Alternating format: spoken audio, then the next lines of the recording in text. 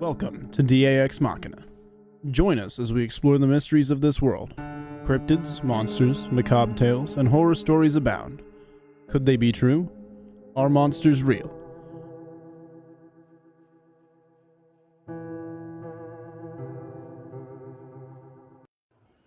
Good evening, folks, and thank you for joining us for another edition of DAX Machina. We are on our build-up for Halloween, and yes, we will have a Halloween night special. We've already got something nice in the works. I think you guys are going to enjoy it. So we will have a Saturday show before Halloween, and then the night of Halloween we'll have another show as well. Joining us tonight is my usual partners in crime, Anthony Pitbull Canatella. Robbie Rains is in the house, my brother from another mother from South Crackalacky. And we got Count Docula. Doc is in the house. Doc, you kind of froze up there with a kind of odd smile on your face. How are you guys doing tonight? Good.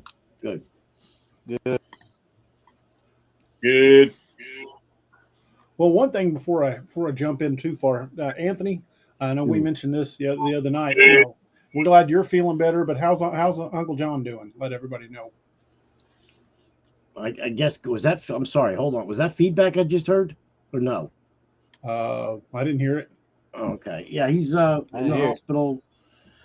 He should be home tomorrow. He's doing better, much better. So we're all pretty worried about him. Yeah, me too. I mean, after his oxygen was at 70 saturation, yeah. We're glad he is doing much better. Yeah. And we are already just flying up to a full house. There's already 48 people joining. We're just barely 2 minutes in. I know. I'm looking at it. Everybody, damn. Yeah, it's jumping up. Doc, I know you just made it back from Texas. I am amazed you made it without getting pulled over with a bloody mannequin in your back seat. Yeah, Twice. Driving round trip. Made it down there and back without getting stopped with a bloody mannequin wrapped in murder plastic. Yeah, I was kind of glad, but also I was kind of disturbed. Angie and I were talking this, and I was talking to Lily today about it, and I was like, I'm kind of just happy that I made it down there, but it's kind of disturbing that I had like a full-size body in my back seat wrapped up in plastic and did get stopped twice, on both legs. 14 hours each direction. You should have put it. Hey, you know what? You should have wrapped it up and put it on the roof. Yeah, wrap it in black plastic. Black plastic with duct tape, and I guarantee you would have got nailed. I'd have got stopped, but I was like, makes you wonder how many people are driving with bodies wrapped up in murder plastic in their cars on the interstate, Well, there's a way to get in the carpool lane. They're like, damn. They're like, oh, damn, another cartel member. All right, we're not going to stop them. Yeah, let's just leave this guy go. Yeah, that was kind of crazy. That was a long drive. Holy crap. 14 hours? Yeah. That's a bit of a haul. Yeah, oh, long drive. Boring, isn't it? Well, North Texas is. Yeah, North Texas. It's all flat. And driving through that. It's like splash off to the steering wheel like the Demeter. It was bad. But yeah, no stoppage. So I was pretty happy about that. Yeah, that's always a plus. Yeah. Yeah, so, I mean, driving that long. What have you guys been up to lately before we jump into this topic? We're going to have a full night of talking about vampires, but vampers. Thought we'd kind of touch base real quick and see how everybody's been doing. I know Anthony didn't get to join us last week. He wasn't feeling good. I'm glad he's doing better, but you guys doing all right? How's things going? Doing good. Hanging in there, man. Living the dream. Hanging in there. You even got the hairdo. Look at that. You're coming right down in the front, too. He's got the widow's peak in the front. It looks like the Eddie Monster right down the front. That's right, man. Hey, Herman Munster was a Frankenstein's monster. Right. Lily was a vampire. Their kid was a werewolf, and nobody talked about that. No. What's going on there? And Cousin It had hair all over. That's Adam's family. It was Adam's family. Oh, no. Was it? Oh, that's right. Yes. Yeah. That's right. I'm getting it confused. Speaking of, has anybody seen the new Monsters? I did. I have not. I wanted to watch it. Is it any good? Bless you. I didn't think it was Man. awesome. I mean, it was okay. From what I've seen, it doesn't look like it's very appealing. Yeah. If you're a fan of the original show, it doesn't look like it's too Yeah, appealing. if you want it for what it is, it's an okay movie. But if you're looking for, to recapture a glimpse of your childhood, you're going to be sadly disappointed. Yeah, What's I that? watched that new one. What is that? Hocus Pocus? That new one, like part 2? Yeah, I haven't watched that. I didn't watch the first one. That was all right. I didn't watch the first one. It wasn't great. Wasn't great. So. I heard the Halloween Ends is not that good either. Haven't seen Oh it. no, bro! I'm telling everybody right now, don't waste your money. Really? That's what I'm hearing too. That's what Angie and I were hearing. Yeah, Don't waste Sucks. your money on it. I watched a couple of non-spoiler reviews on it, and Sucked. most of them were like, "Eh." Said Michael Yes. Myers is not really hardly in a movie to like the 40-minute mark, and Yeah, It I just- mean, almost spoiler leaves more alert. questions than it does answers. Yeah, it sucked. Trust me. And when if you watch the movie, you're gonna be like, "This is stupid. This is dumb." Anybody that could get stabbed, shot, beat with a bat, shot, stabbed, then stabbed and shot again, and then stabbed and shot, lives. I understand they're only doing it for the money, but geez, I mean, this guy's supernatural. But so Oh, that yeah, was the well- whole premise of these last 3 movies is to take the supernatural away from it. And they were just well- explaining that he was just a A lunatic? Yeah. My Well, thing is even with Jason, Jason, the Friday the 13th, if he Yeah. is supernaturally superpowered, you take a shotgun and take the knees out. I don't care how supernatural he is. You ain't got Yeah. kneecaps. You ain't walking. I'm Well, not a boss. I'm already. and there's a lot of schools of thought about that. That's my franchise. I love Friday the 13th. Seen every Friday the 13th that was ever made like 12 times each. mhm. A lot of it are like he's Northwood strikes early. what do you say? Well, look at it. After being married to my ex, I have no need to watch horror movies. Jason was Yeah. not supernatural until after part 5, where Tommy and his friend broke back into the Mhm. to the cemetery to finish him off. That started Zombie Jason. That was when he Right. became supernatural. Before that, he was just Then that a big what old was country it? boy. That Jason in space, and they had Jason and Freddy Krueger, and well, that's when New Line Cinema took over. Was when all that stuff started. It was yeah, all the goofy ones in space, and Jason Goes to Hell, and Freddy versus Jason, which was a big letdown. plays. Such a big letdown. Yeah, it was ridiculous. I mean, Friday, Halloween. No. I mean, Yeah, those- you're waiting for something like you're waiting for the plot, like to unwind even more. Like, okay, because this was the last movie they were doing. They said they were ending it, going to be done, finished. Well, let me tell you what. If he comes back now, kudos to him. Kill everyone, because it'd be totally impossible for him to come back right now. What they did to him at the end. And I'm not going to say it and spoil it for everyone, but Angie's a total slasher movie fan, and even she was like, "This last one sucked." I mean, she's been from way back, and she's. I'll like, put "This it like this. Do you remember the movie Fargo? Yeah, Yeah. That's all I'm going to say. There ain't no coming back from that. Sorry. I'm tracking. Okay. I'm tracking. So, yeah, they had to end the series. I don't know. I mean, they said it was going to be the last movie, so they put it to bed. Well, How many times in all these movies? I mean, how many final times have we had? The Final Friday, Freddy's Mhm. Dead, the Final Nightmare. I mean, Until they want to make more money off of it, then it's not Yeah. the final.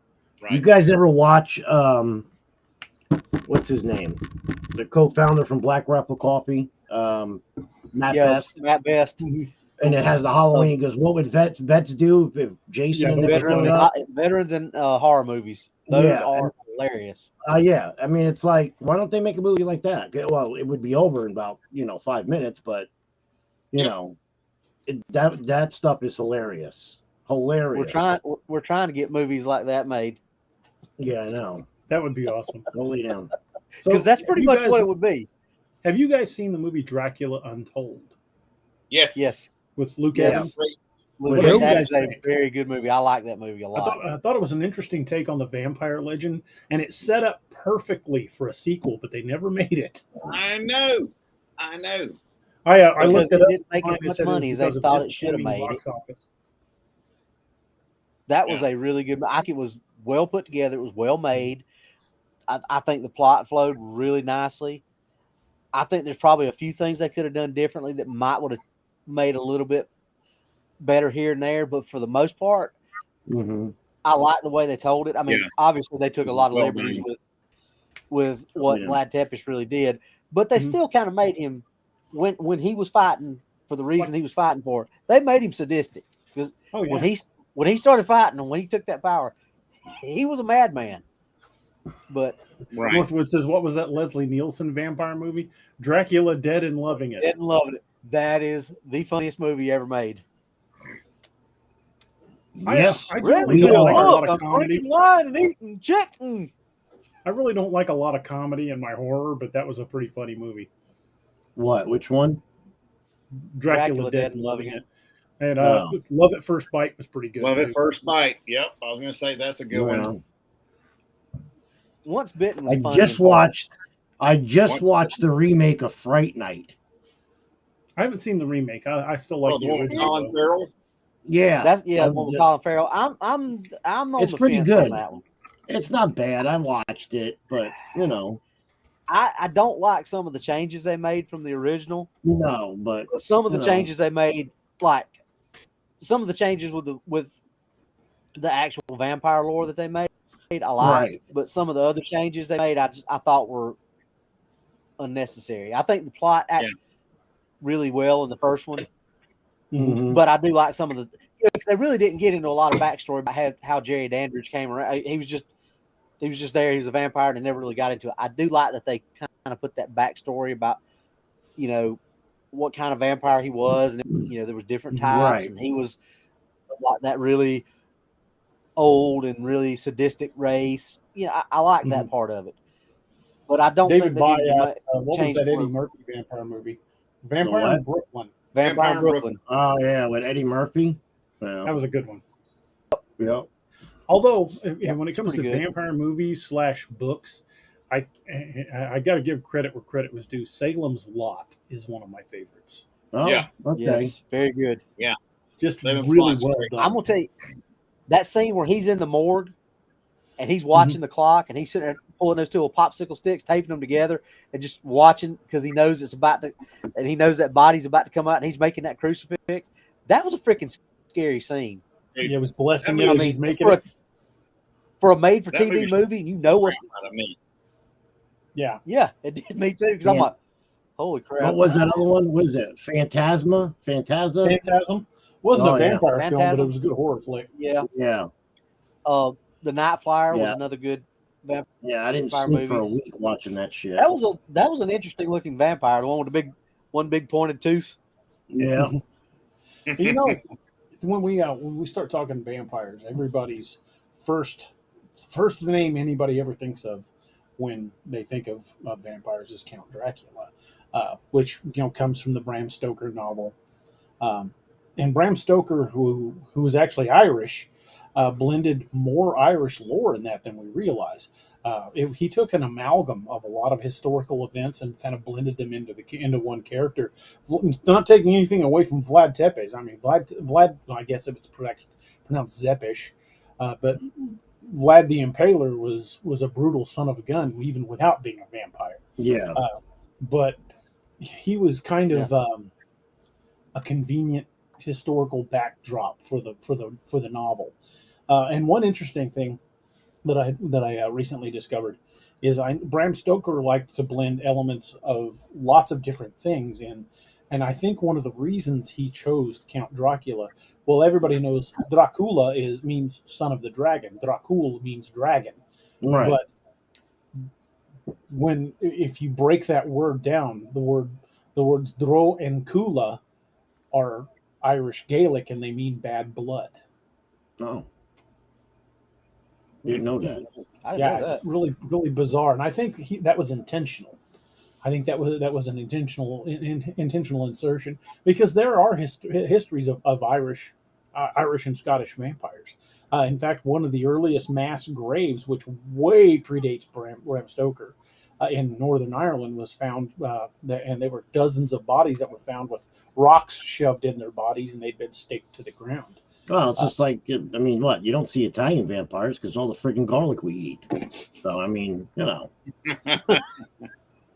it's just, you don't see a movie made with Italians getting bit. It's like, nope, he's Italian, he's Sicilian. Nope, he's got garlic. Nope, stay away. No. Well, if you were going to make an Italian vampire, it would have been Sophia Loren. Yeah. The what? There was a movie. Italian vampire, I can't remember the name of it. Sophia Loren. There was a movie that Robert Loggia turned into a vampire. What was the name? Oh, You yeah. remember which one? Tom Savini. He's Italian. He became a vampire in several remember movies. that. Yeah, but all the movies that you see, it's like T. Will's of Lost Boys, that new one that came out. Pink Dahlia mentioned it on Netflix. It's called Day Shift. That was a good movie. That was a good flick. Yeah. With Jamie Foxx. That was really good. That's the kind. Do you remember what was the one Jeff Clooney played in? He was a vampire. He was a bank robber. George Clooney. Brother. You mean that was George Clooney? What was that was movie? from Dust Till Dawn. Dust Till That Dawn. was that was a Dust good Till one Dawn. too. That was a good movie too. That kind of stuff. Those kind of movies. That's what I like.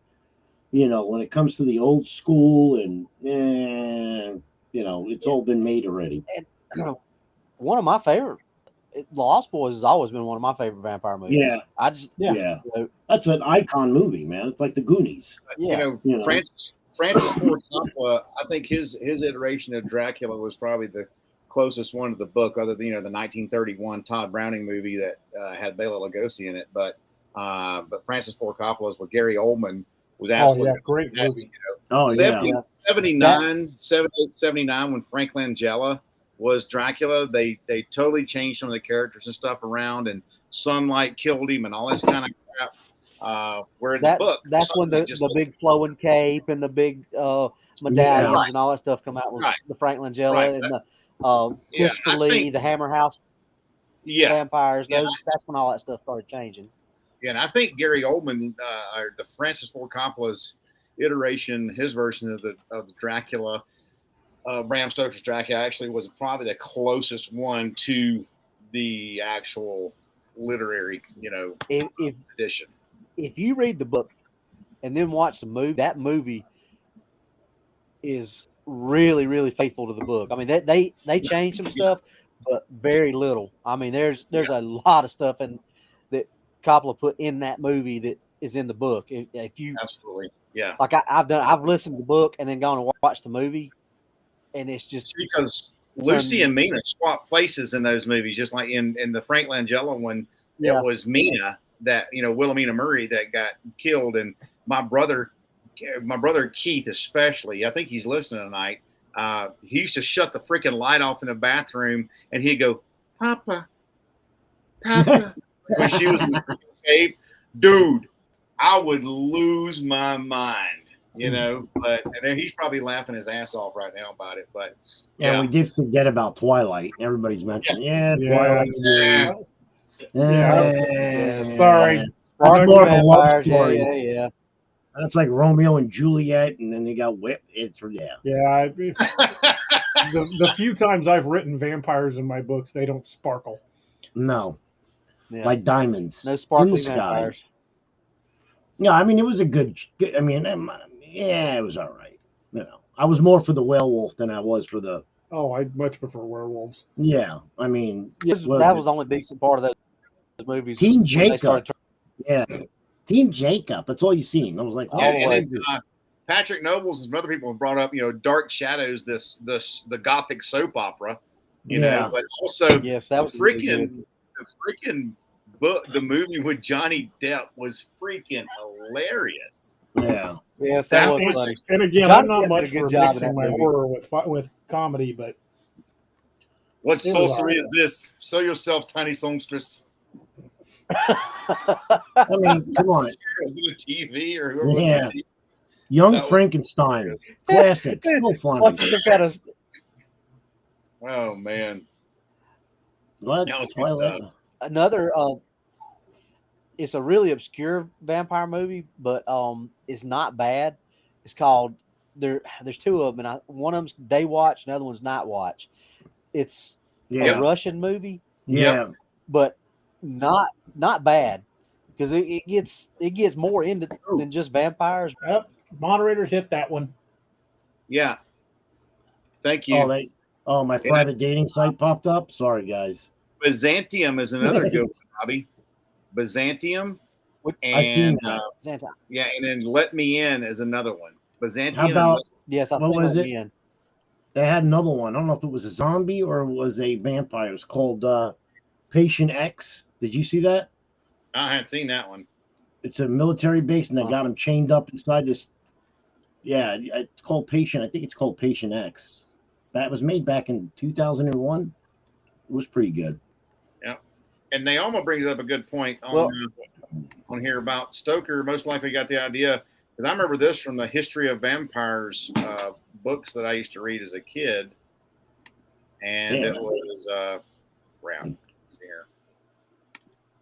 Barney the Vampire. It was Penny Dreadfuls, the little penny books.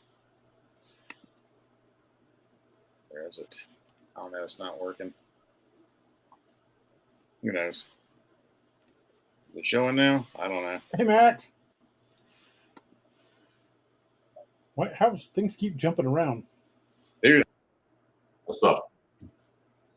How's it going? It's like everything's kind of lagging. Wine, women, and song. My usual stuff. I want to answer Appalachian Tales of Terror real quick. He asked where he could find my books. So let me throw that up there real quick, and then we'll just go right back. You can find all of my books through daroberts.net, or they're also all on Amazon. So hope you'll check those out. But Max, welcome to the show, man. Max, I invited him in because he has a vampire sighting. Ugh.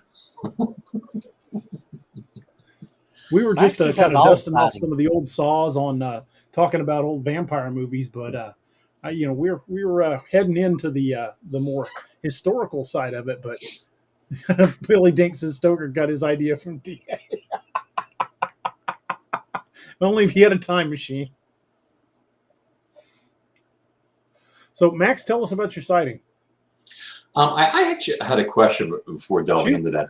So, since you guys are doing historical stuff, and I just tuned in, so if I missed anything and I look like somebody who wasn't paying attention, it's because I just tuned in. But so what is the oldest,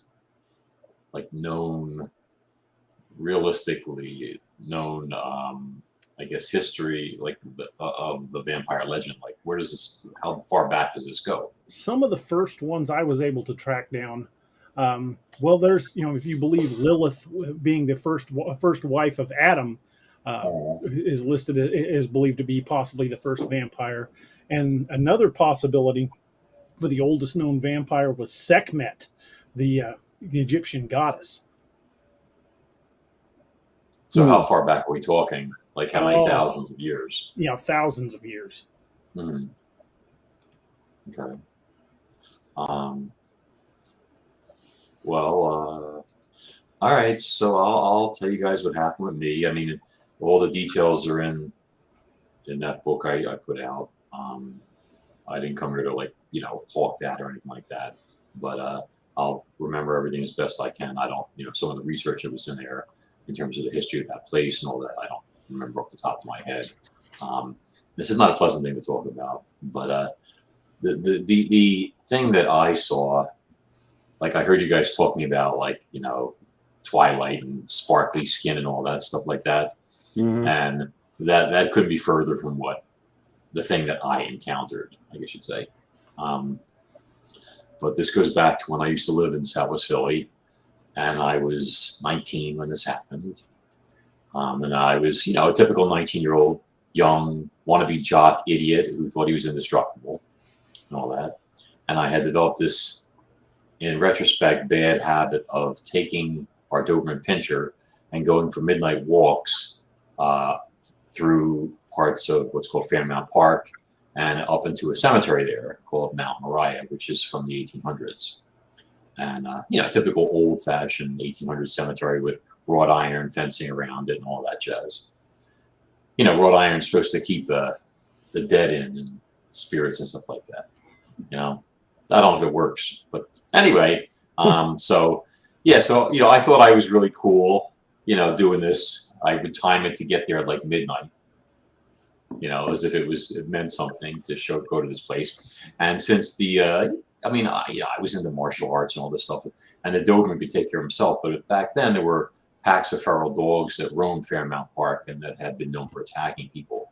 So I had a nightstick with me. You guys know what that is? Mm-hmm. Oh yeah, okay. I know what it is. So it's a police club, Tom. What that was. Not the ones that look like the Tonf or whatever. It's just a straight, Yeah, my dad would swing it. Yeah, that's a good way to get disciplined. So I figured that, if we got jumped by dogs, this way at least I had a way of not getting chewed up and stuff, And so we went down, and it was like, I don't know how many blocks walk downhill to the edge of Fairmount Park. We walked around with the woods to our left for, I don't know, 5-6 blocks, 3/4 of a mile. I'd have to go back and check, which I don't want to do. But anyway, and then you would climb up and you would cross an overpass, and then you would go into the heart of the park itself. So now you're in the woods. There's no lights or anything like that. It's literally woods. And it was a moonlit night because I could see halfway decently. I mean, not great, but you could see. And so we went through the woods for about a mile or so. And then we came up to this hill, this very, very steep hill that went up I'm talking like easily 45 degrees. And in places it was almost completely sheer, that bordered the one section of the cemetery. So the cemetery wasn't covered with fencing all around. They had this one section where it abutted against the woods, where it was such a drop off that only an idiot, meaning me, would climb up through there to get into the cemetery. See? And I remember when we used to climb up this section of hill, you had to grab like exposed roots of trees and stuff like that to get up and clamber over that edge to get into the cemetery. And the dog didn't have a problem. He was like, but so I think it was like the third time I had done this. And we, when you get into the cemetery from that section, and I believe it's closed now. It's been closed down for a number of years and everything like that. They had problems in there with bodies being found and who knows what else was going on and stuff. But anyway, so there was like this gravel road that bordered that section. Like when you climbed in there, you were basically, after a couple yards of dirt, you were on this gravel road that bordered that section, and people going there to visit loved ones could drive on their cars and go around, if that makes sense. So you had like the drop off to your left in the woods, and then you had the cemetery to your right. And we would walk along that gravel road for, I don't know, a few hundred yards, maybe more.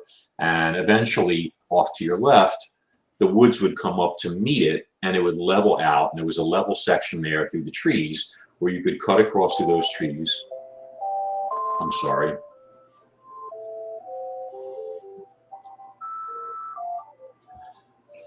Hey, let me quite.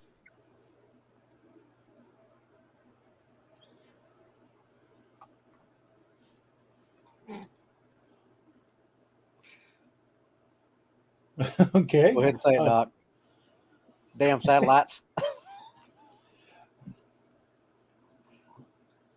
I guess while we're waiting for him, he's got a phone call there. Trying to think. I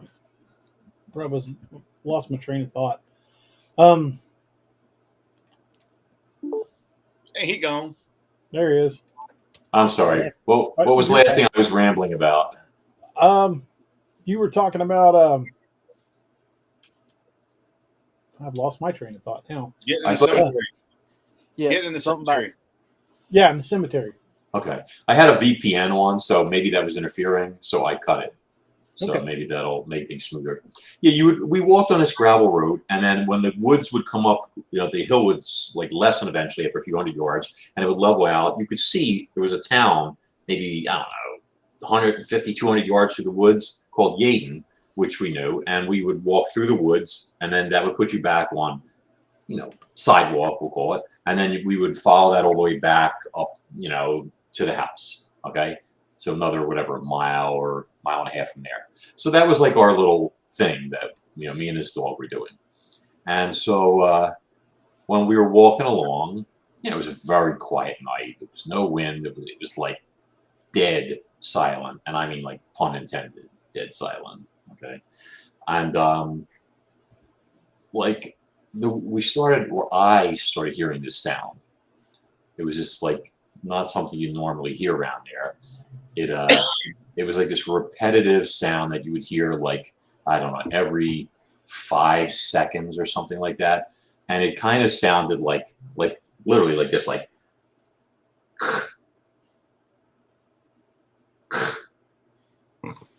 radio static?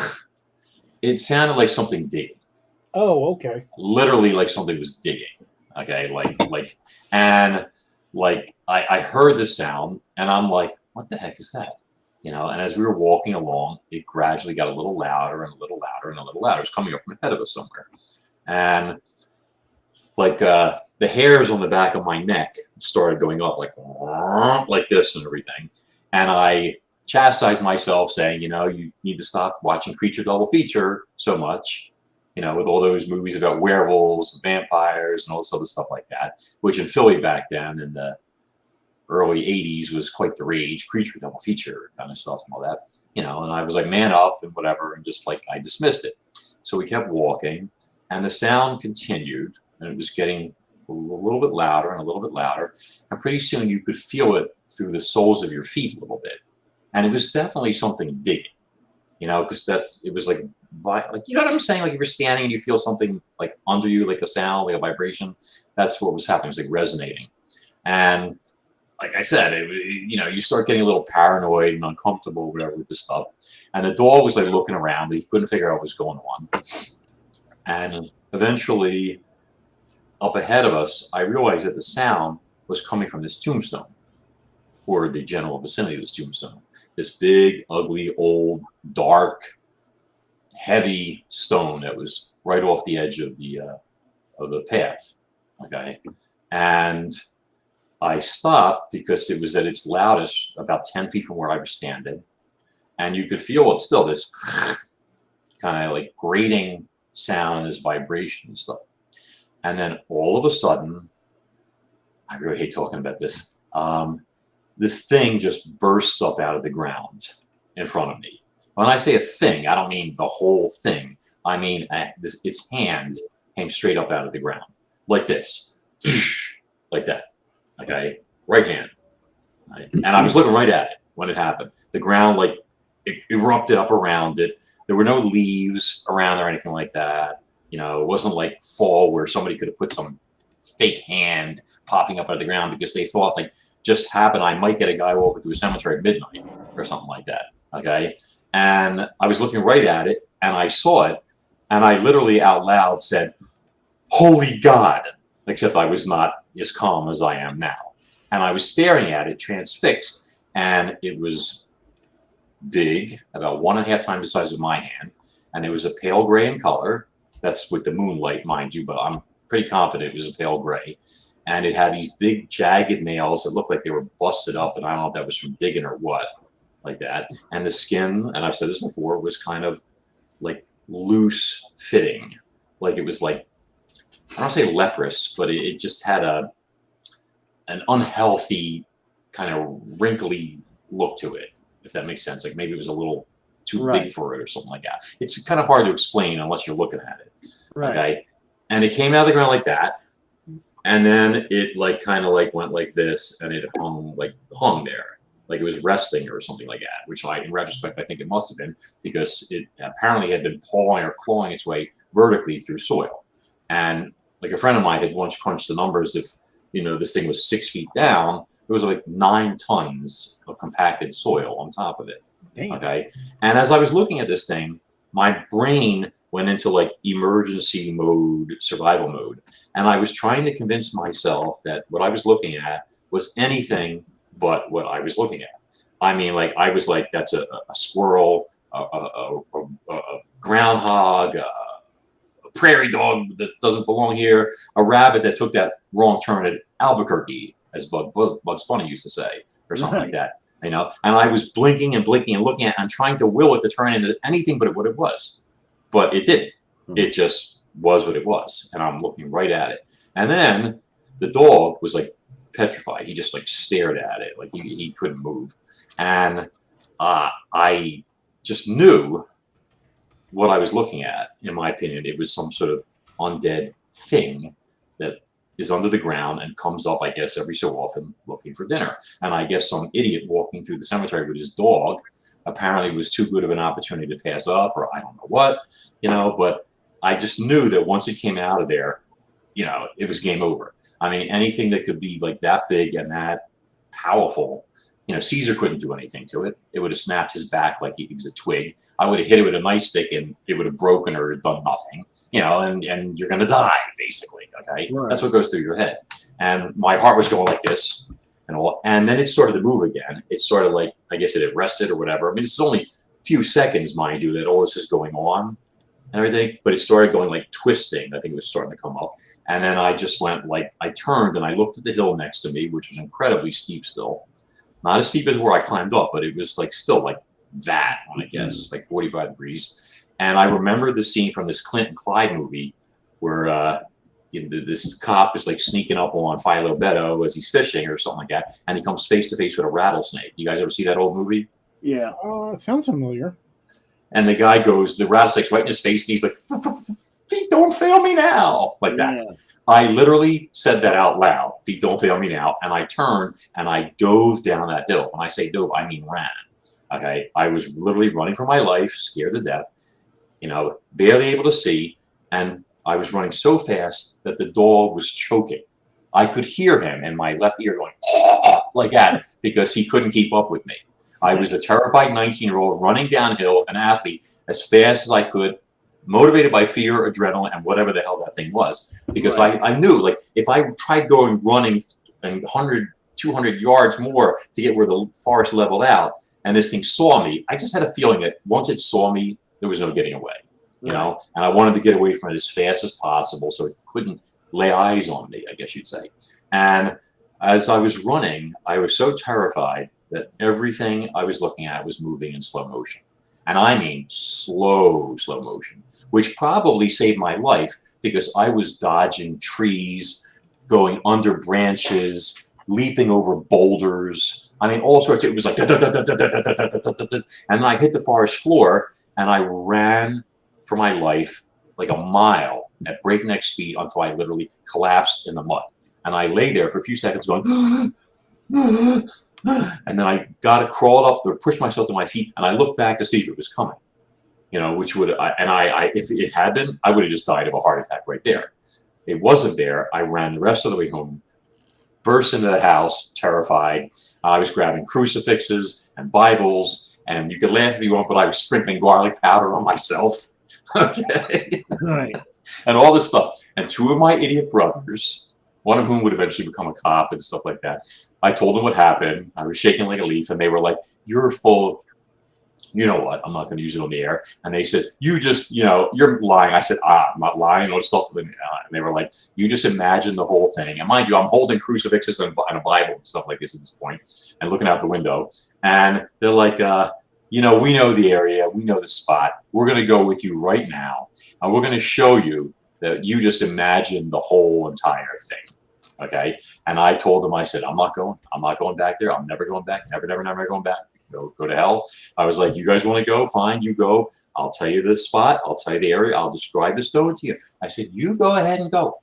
I said, and when you don't come back, and you won't, okay, I will tell Mom what happened to you. And then they looked at each other and they changed their minds and they didn't want to go. Okay. I never went back. I up until like Monsters and Marine Mysteries came out, I never hardly ever talked about it to anybody. You know, once or twice I joked with one of my brothers, like, hey, you know, should we go there in the daylight and get together like an armed response team and stuff, and like ground penetrating radar and see if there's evidence of this thing and whatever. And he was like, nope, not interested, not want to go, you know, whatever and stuff like that. But that's what happened.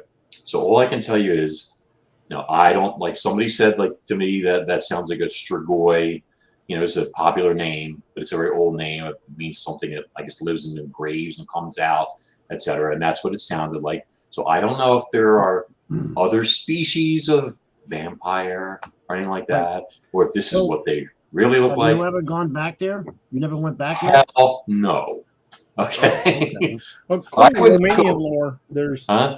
according to Romanian lore, there's the moroi and the strigoi. The moroi are dead creatures, dead vampires, and the strigoi are still living. I don't think this thing was human, and I don't think it had ever been human, to be frank. Okay, I think this thing is some sort of subterranean predator. Like my ex-wife. Yeah, I got you. Go ahead. You know, like seriously, like a trapdoor spider.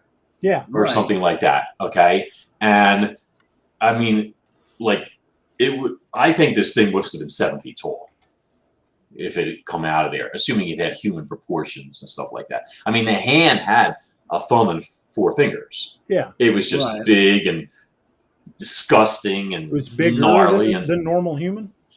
Its hand was about 50% larger than mine. It sounds like some sort of ghoul. I don't know, but I'm 6'1", so you know, but you know, my brain was telling me vampire. That's the vibe I got as soon as I saw it, and I literally like ran for my life. And you know, like I talked with some podcaster one. She was like, "Oh, I'd love to go. And I'm like, "You're out of your mind." I'm like, you know, I mean, it's been 38 years. Yeah, I guess. I'm like, if this thing's still there, I doubt it's in the same place. Although, you know, ground penetrating radar would show evidence that soil had been disturbed. Of course. You know, like it would show something like, you know, whatever. It'd be interesting to find out, are there other skeletons in there? Has anything been, you would see subterranean tunnels underneath too. I mean, so yeah, that it was just like amazing. But I mean, if it was there, you know, you'd have to be prepared to deal with this thing. You know what I mean? Like you know, you don't beard the dragon in its lair and not be prepared to play the role of dragon slayer. Right. Very true.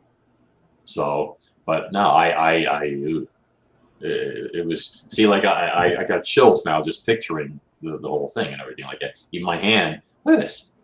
And that's 38 years later. Yeah. Okay. And so if that's what a vampire is, that's why I always want to see if there's somebody on here who's seen one. Okay. Then they look nothing like what you see in the movies at all. Okay. I mean, at all. This, I can't even imagine what the thing's face would have looked like. You know, but it was like a, you know what like one of those moles called, like a mole rat. Yeah. Oh, you know, with that skin. Yeah. And stuff like that. Wrinkly, dried up. Yeah. Like that.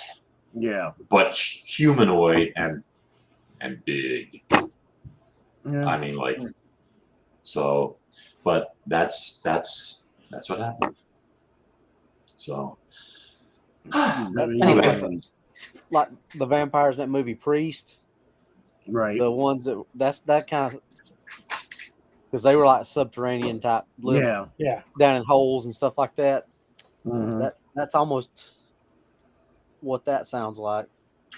Well, I saw it first, but I could tell you this, like, I mean, it was having a time digging its way out. You know, I mean, I don't know how far down it started, but you could hear that. So it must have been going like claw, climb. I don't know how that works. Okay. But, you know, I have a feeling that once it got out of there and it had caught its breath, it was probably much faster than it looked initially, you know? And then how could it breathe? I mean, it doesn't May make not any have needed to. Yeah. I mean, it had the perfect hiding spot. You know, if you think about it, I mean, you'd have graves like being dug all the time. Mm-hmm. If you had to And dispose of a here's the body, thing, Max. You said it. You know, like you used the analogy of a trapdoor spider. Maybe that's what it was doing. Maybe it wasn't trying to get out. Maybe it was just setting the trap for the next person that was coming up. oh, I think it wanted me. I think it heard, you know, me and Caesar talking, or me talking to the dog and stuff like that, and, you know, our footsteps and all that jazz. It's possible, because this had been like the third time I had done this. I had passed by that stone multiple times, Right. you know, around the same time. Maybe it, you know, Is that a decided Catholic cemetery? I guess so, yeah. It's called Mount Moriah, Moriah. But Where was it at? It's in Philly, Okay. Southwest Philly. Yeah, I lived where I lived in Queens. We lived right next to a Jewish cemetery, Mhm. and they would put rocks on top of the headstones when they'd come to visit. And it was supposed to keep the dead from coming out of the ground. And same thing with the wrought iron fence all the way around it. Mhm. You know, big cemetery. It was a Jewish cemetery. And there was a lot of weird shit that used to go on in there. I remember on Halloween, they found a bunch of people in there doing seances, and it was crazy stuff. Why people do that, I have no idea. Don't know. Well, Not my cup of tea. little stones ain't gonna stop this thing. I can say that right now. I like what this guy here said, or Neoma. How many times have we all passed a fresh grave in a cemetery, and when it might have been one of those things, Right? Yep. you know? But when I was researching for the book, like I looked up, and I found a couple of instances where bodies had been found in the cemetery, like wedged inside like a mausoleum or something like that, and stuff like that. And they were blaming some like motorcycle gang or something like that, vandalism and stuff. Yeah. Yeah, but they never said like cause of death or anything like that, But that's I mean, just imagine if this thing got like its hands on somebody, it could just leave the body underground, there in its lair, or move to a different place. It could put them, in a fresh grave before where it had been dug the day before, and then lightly buried, and then they would put a casket right on top of it, and all that stuff. I mean, like, it had to be incredibly strong. I mean, like, incredibly strong. I remember watching Mythbusters when they had one of the guy with the glasses and the orange like hair and the goatee, and they put him in a coffin in a little safe plexiglass thing, and they started piling soil on top of it, and they only got like, without the concrete box that protects the coffin, and within the coffin started collapsing with only like 3 feet of soil on top of it, and he was in there crying for his mother, and they had to rescue him. So I mean, that's a lot of pressure, though. I mean, think about it. Yeah. So if you're designed to withstand pressure like that, you got to be like steel. Yeah. So I mean, I don't buy the whole silver bullet nonsense and all that. But I think that didn't appear until Hollywood. That does not exist in the original vampire lore at all. Right. Well, then that makes sense, because you could. I'm sorry. Werewolves. That's only werewolves. It didn't even appear in the original werewolf mythology. That was a Hollywood construct. Classic vampires can walk during the day. According to the lore, they're not affected by silver bullets. Silver was only brought in because of the purity of the metal, and it was something that they mentioned in the movies, but it was never mentioned in the original lore. The only ways that they ever were confirmed to kill a vampire was beheading and burning. Right. Yeah, I watched. What did I watch the other day? Abraham Lincoln, the Vampire Slayer. I haven't watched that. You never seen it? It was entertaining. I generally don't like good. a lot of humor mixed in with my. No, it wasn't you. It was actually pretty good. It really was. It made sense. I mean, the stuff that they were predicting back to the Civil War and stuff. I mean, it made a lot of sense. I mean, the way they made it. It was action packed. It was good. So, yeah, you never see like redneck vampires. You know that? Why is that?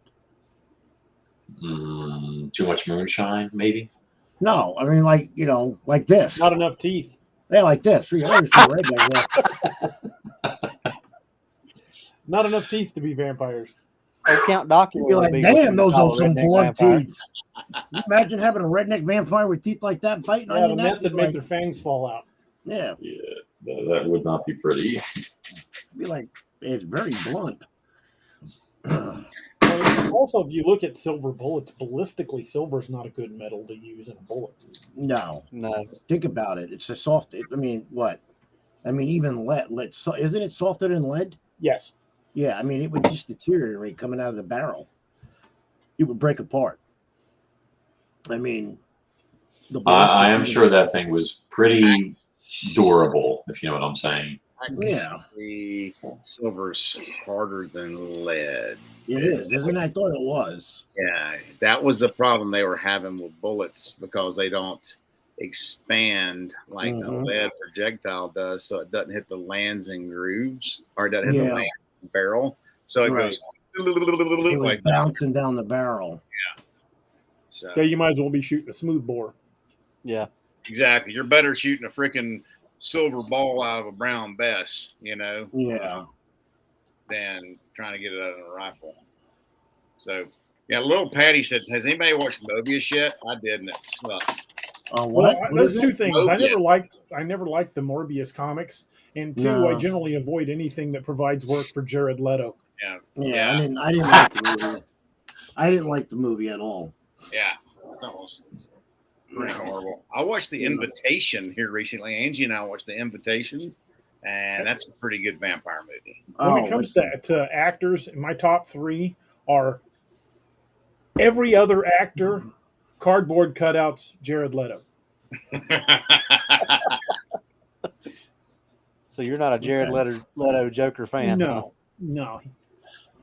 Yeah, my daughter did not appreciate Morbius. I got a stern talking to about taking her to that movie. All the way home, I had to hear, "That's 2 hours of my life I'm never getting back because of you."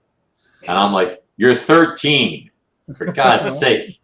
That's You what they get the make time. it for. They make it for those kids. I mean, that's like, you know, I watched it. I was like, man, this movie sucked. And I didn't like it. It seemed to have fallen flat. I don't think it made money. I mean, the worst torture in the world is like, you know, sitting through The Notebook, the movie. I mean, really, you want to torture me? Do that. I mean, that movie, it's like the same thing. So, I would say if you want to talk some good action type vampire movies, the Blade series. yeah, Blade series was good. yeah, I'll Yeah. give you that. Now they're The making the third new being the one, weakest of the Netflix. three, but it was still good. Better Yeah, than most of what they're putting out now. No, Disney. They're making it on Disney now. It's coming out 2023. Pretty much after every Marvel project after Endgame, I've avoided because it's all gone downhill pretty fast. Yeah. The writing has just gotten so lazy. Yeah, because they're making a new Blade series on Disney for 2023. It'll be out. Mahershala Ali is the new Blade. Who is? You remember the Predators movie where they were on the planet on the game preserve? Oh yeah. The black guy that was fighting with Walter Coggins, whatever his name is. Walton That's Goggins. that's Mahershala Ali. That's going to be the new Blade. Yeah, he plays the Blade. They had him. Yeah, they introduced him at Comic-Con. I remember seeing that thing. Yep. Yeah, they had that coming out too. I mean, who knows? Like the DA said, most of the Marvel stuff that's been on Disney really, it's I watched. They just put Werewolf by Night on there. yeah. What That was I mean, dumb. it was okay, but I wasn't really impressed with it. What was that? I watched it last night. I was like, what? It was good in the comics. Yeah. When I was a kid, I remember it. The comics were great, but that I I mean, there haven't was some seen it. liberties. They took some liberties. It wasn't like really, really way off of the comics, but it wasn't exactly true to the comics either. But it wasn't bad. No, but I watched it, That's one of the better ones that they put out here recently. That and it was in black and white too. yeah, The whole up thing. until the very end. Yeah. All right. How did all this start, though? That's what I'm curious about. Well, some of the oldest references that I found when digging into vampires are Lilith, which that's can be considered biblical. It dates back to Jewish folklore as old as 2,000 years ago. She's even mentioned in the Dead Sea Scrolls. She was believed to be the first wife of Adam before Eve. Created at the same time Adam, not from mortal clay, as opposed to Eve, who was created from Adam's rib. During the Middle Ages, the legend of Lilith continued to grow, detailing how she not only refused to be Adam's subservient wife, but also how she left Eden and got in good with Samael, or an archangel. Her name is ancient Babylonian, a name for female demons and spirits. They believed that she remembered being human and still snuck into houses and victimized wives, then taking their place. The Hebrew term Lilith means night creature or night monster. And she's long been considered to be a hag or witch. Even showed up as the first vampire in the True Blood series. The court of the Jewish religion, they consider her to be an ancient, feisty, but misunderstood lady. So, is it okay if I answer this question? Sure, go ahead. So, Karen was asking if people go missing in the area of your sighting. It's very, very long ago, and honestly, I was like oblivious to things like that. If it was in the paper, people. I mean, I imagine there was crime in the area and stuff like that. These motorcycle gangs and other stuff. I'm sure people went missing all the time, but the only recent stuff I found was a couple of incidents where bodies were found in the cemetery itself. One with a noose around its neck, another one wedged into a mausoleum, stuff like that. So, I mean, if people go missing all the time, the question is, were they in the cemetery? Weren't they? I mean, in Fairmount Park, I'm sure there were disappearances, which is adjacent to it. So I don't know if this thing was to leave its lair and come out hunting. I have no idea. But I do know, like I said, about the feral dogs and other stuff. There were apparently black bears in there because I found a tree that was clawed by one once, about 7 feet Unless up. it was that thing that did it. God, I hope not. Lore 25 says, could the creature of the graveyard been some sort of rake? I have no idea. Nobody's for certain what the rake actually is anyway, but who knows? My brain was just screaming, vampire. Vampire. Get the heck out of Dodge, that kind of stuff. And let me tell you, I have had some scary experiences in my life. I have been shot at. I'm talking bullets whizzing past your head. Like I have done the bungee jump, which for a guy who's kind of scared of heights is a scary thing, but I did it. I've in college, I came face to face with a freshman who hung himself, and he'd been in the dark. I came face to face with him in the dark, and he'd been hanging for 2 days. Okay, and that was terrifying. But this was scarier than all that put together. I mean, like I can't even describe it. But anyway, Southwest Philly, Werewolf 5674. But anyway, so if you guys have any other questions, otherwise I'm gonna amstrade because I gotta finish the document or something. All right, no problem. Sorry. Hey, Max, thanks for jumping in and telling us that story. Yeah, I appreciate it, DA. Guys, Thanks, Max. great seeing you all thanks, again. man. Yeah, And Max. thank you, too. Have a Good to great see you, night. Max. Dude, be safe, man. Thanks. Yeah, now. Yeah.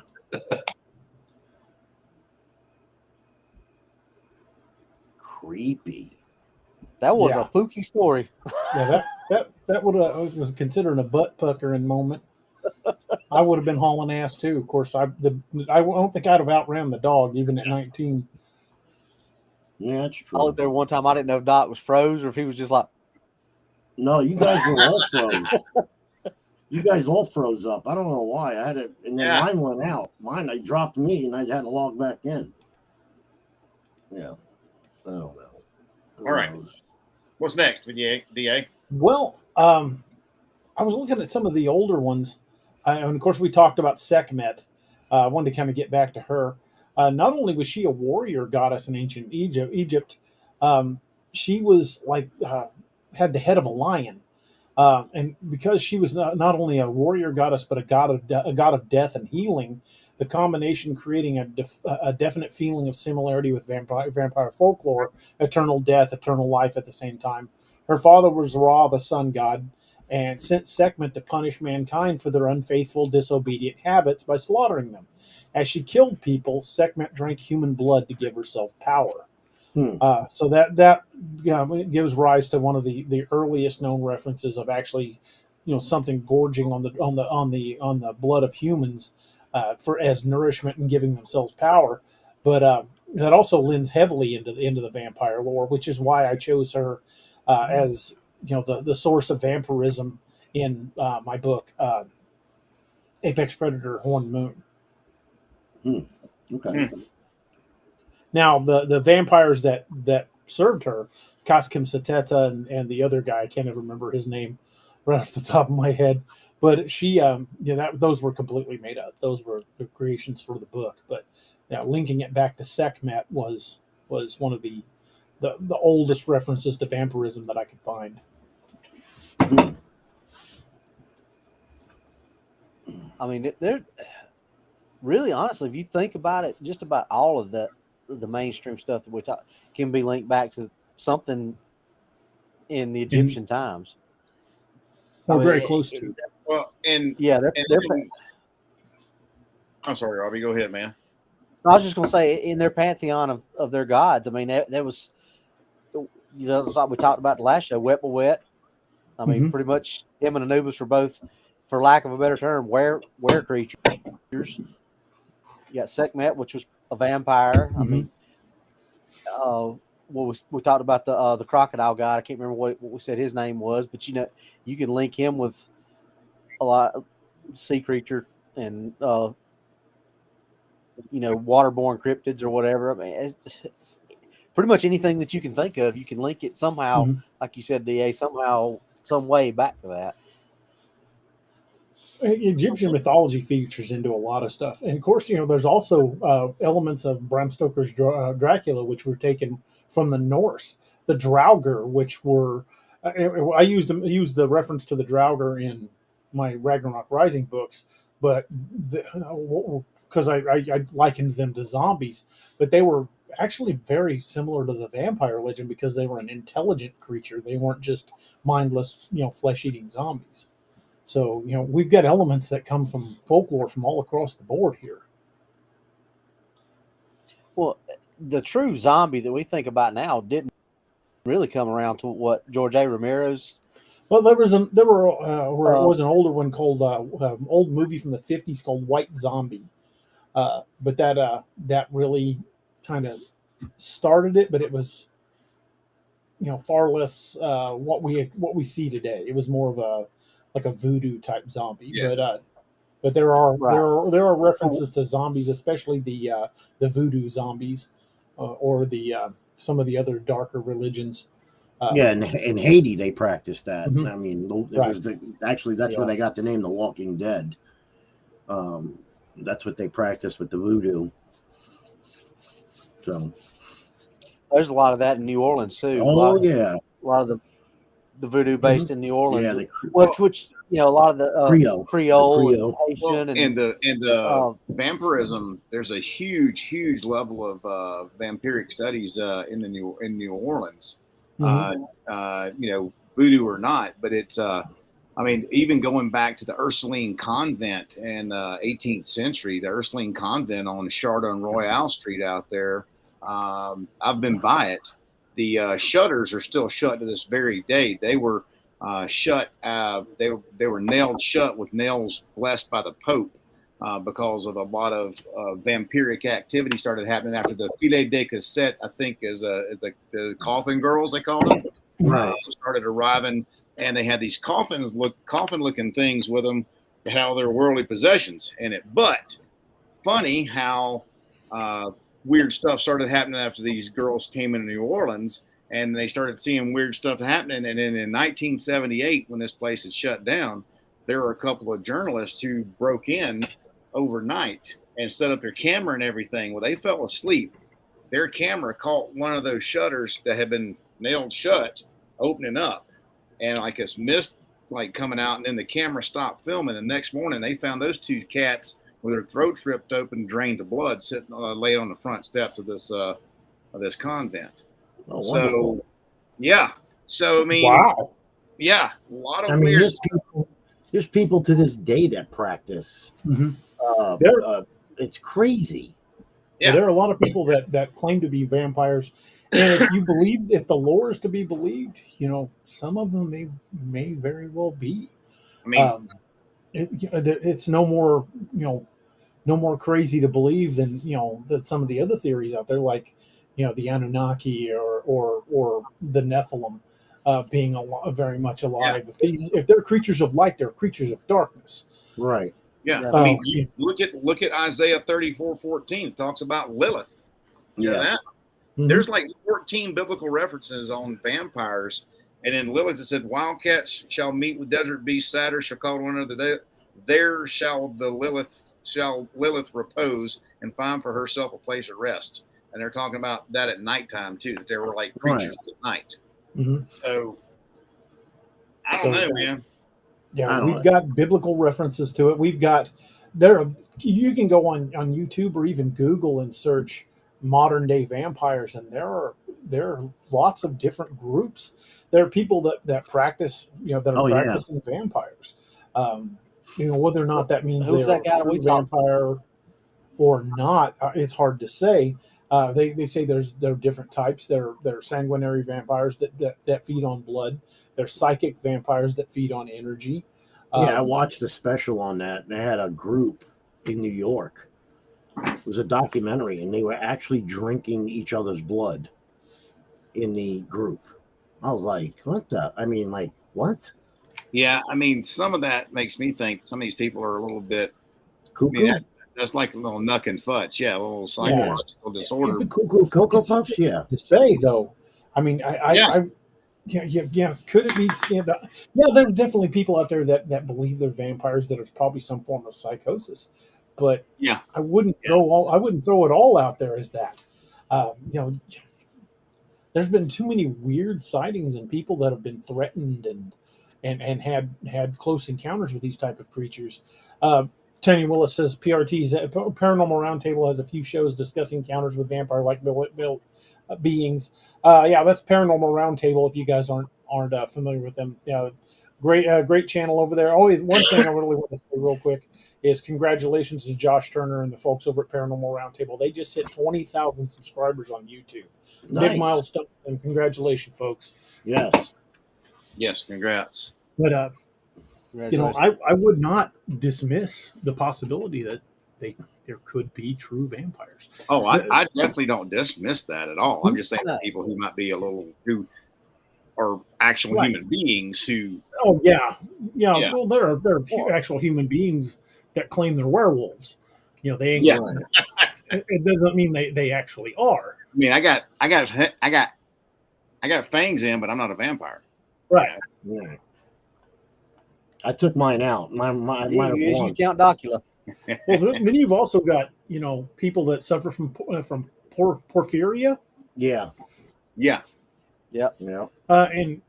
that. Well, Doc, you're more medically inclined than I am. Do you want to talk about that? Because I'm just going to be is that that's the ones that are the feeders, right? Right. Yeah, there are some of the porphyria. That's the people who actually do take in human blood. Mm-hmm. But they do have some of these folks have been found to be anemic. Mm-hmm. And but the thing is, blood is not meant to be digested, so it's very difficult to digest. And so, do they get the benefit from it? Are they still anemic? Do they feel like they're getting it? I don't know, but yeah, it's a definite. It could just be something that's psychological, but then again, I was about to say, is that more like a placebo effect? Right. Maybe. Yeah, I mean, because and honestly, man, today with hepatitis running rampant, it's extremely risky as well. You know. Yeah, well, that's But, I mean, anytime if you you do think- something with a fluid, a bodily fluid, you run the risk of picking up some sort of communicable disease. Right. But Doc, now you're the medical guy. What if they were like mixing the blood with, say, vodka? Would that kill it? No, Wouldn't? hepatitis. Yeah, I mean, not. I mean, it. I don't think it would. It may, but hepatitis is extremely. I mean, even into an autoclave, which gets up to several hundred degrees, it's extremely difficult to kill. I mean, hepatitis can actually remain active on a surface for up to 7 days. Yeah. Wow. Yeah, and be Really? fine. Yeah, it is absolutely a hard bug to kill. So I don't know. I mean, it might just get drunk on the vodka. Who knows? You know. Yeah. Oh boy. Yeah. Well, Vlad Dracula is not the only historical reference. What about Elizabeth Bathory? Yeah, the Elizabeth Bathory, the Countess. Yeah, The Blood Countess. yeah, yeah. Blood She Countess, or bathed in Countess the Dracula. She's been called that yeah too. she bathed in the blood to keep her skin young. She said. Was she a vampire? Hard to say, but it would be a hell of a cover. Yeah. If she's bathing in the blood of people, I read a bunch. So what if some of it goes stuff missing? about her.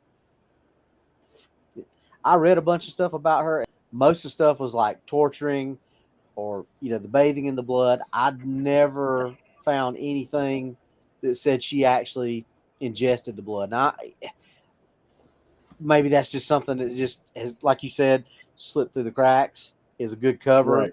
that type of thing. But most of the stuff that I could find on her was like, torturing of the young girls and women, or slaves and stuff like that. Bathing in the blood, Right. Things like that. I couldn't find anything that said that actually accused her of ingesting the blood. Now, she was accused of being a vampire, but I didn't find anything that said she actually partook of any blood other than bathing in it. Wasn't she like sealed up inside her castle? Yeah, they actually walled her up in a wall in a castle and fed her through a slot. Yeah. I guess the article I read, she said she lived for 4 years after they walled her up. She actually consumed it too. She did? Pink Dahlia said yes. Yep. I posted that up there. Yeah, I didn't know that. Yeah, I couldn't find anything that said she consumed it.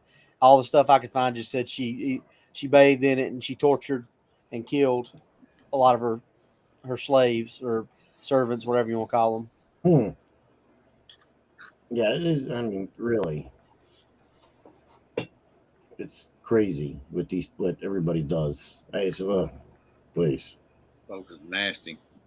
Yeah. I mean, whatever happened to soaking in milk? Now I mean, really, like what they used to do. Now they're just blood. Ugh. Well, it's not the weirdest thing. I mean, no. Oh, believe me. Not. Well, then we've also got the Gorbals vampires. Yeah. You know what those are? That's like more of a demon type, isn't it? The rumors actually started of a vampire with iron teeth at the Gorbals graveyard in Glasgow, Scotland. The vampire had apparently taken 2 children. Within a few hours, the graveyard was full of children with makeshift weapons and sticks and knives hunting for the vampire. The authorities blamed the occurrence on hysteria and influence from American comics like Tales from the Crypt. But it's since been pointed out that there were no comics from this period featuring vampires with iron teeth. Was there some truth to the iron-toothed vampire prowling the graveyard at night and feeding on children? Was the vampire imaginary, or just been scared off by the sight of dozens of armed Glaswegians, excited by the prospect of beating and stabbing it back to hell?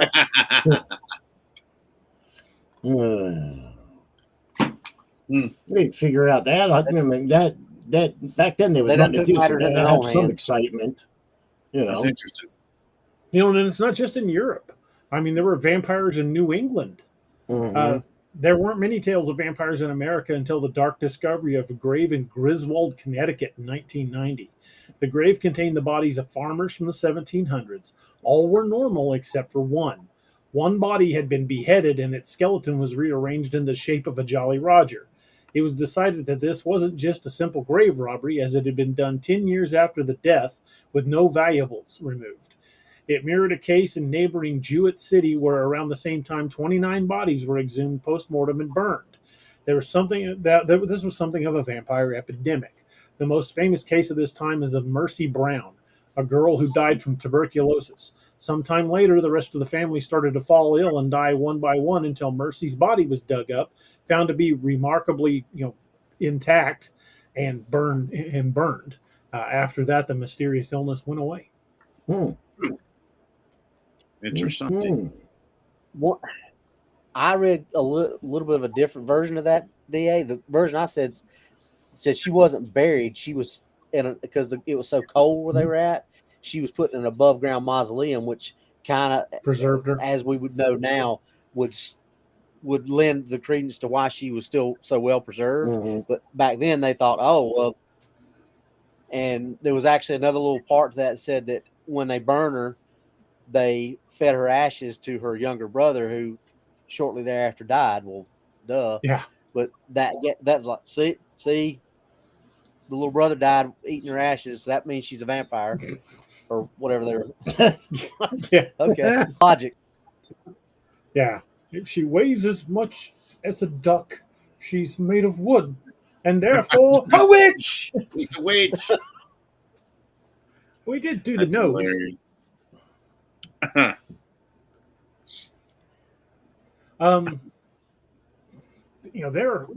Even in modern day, well, fairly modern day, there have been, vampire mania.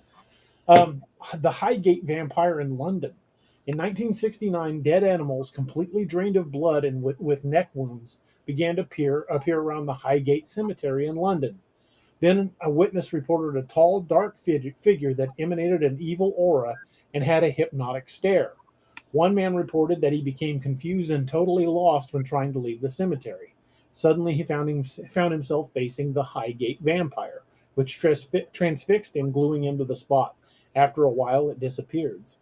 Reports in the press led to the graveyard being trampled by an army of self-identified vampire hunters. They dug up several graves, leading conservationists to lobby for the graveyard to be closed at nights.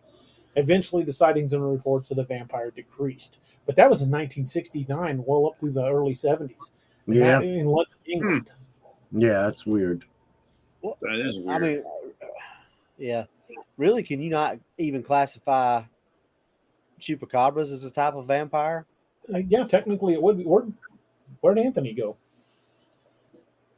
Vampire got him. Damn vampires. Them vampires. I done snuck up behind him.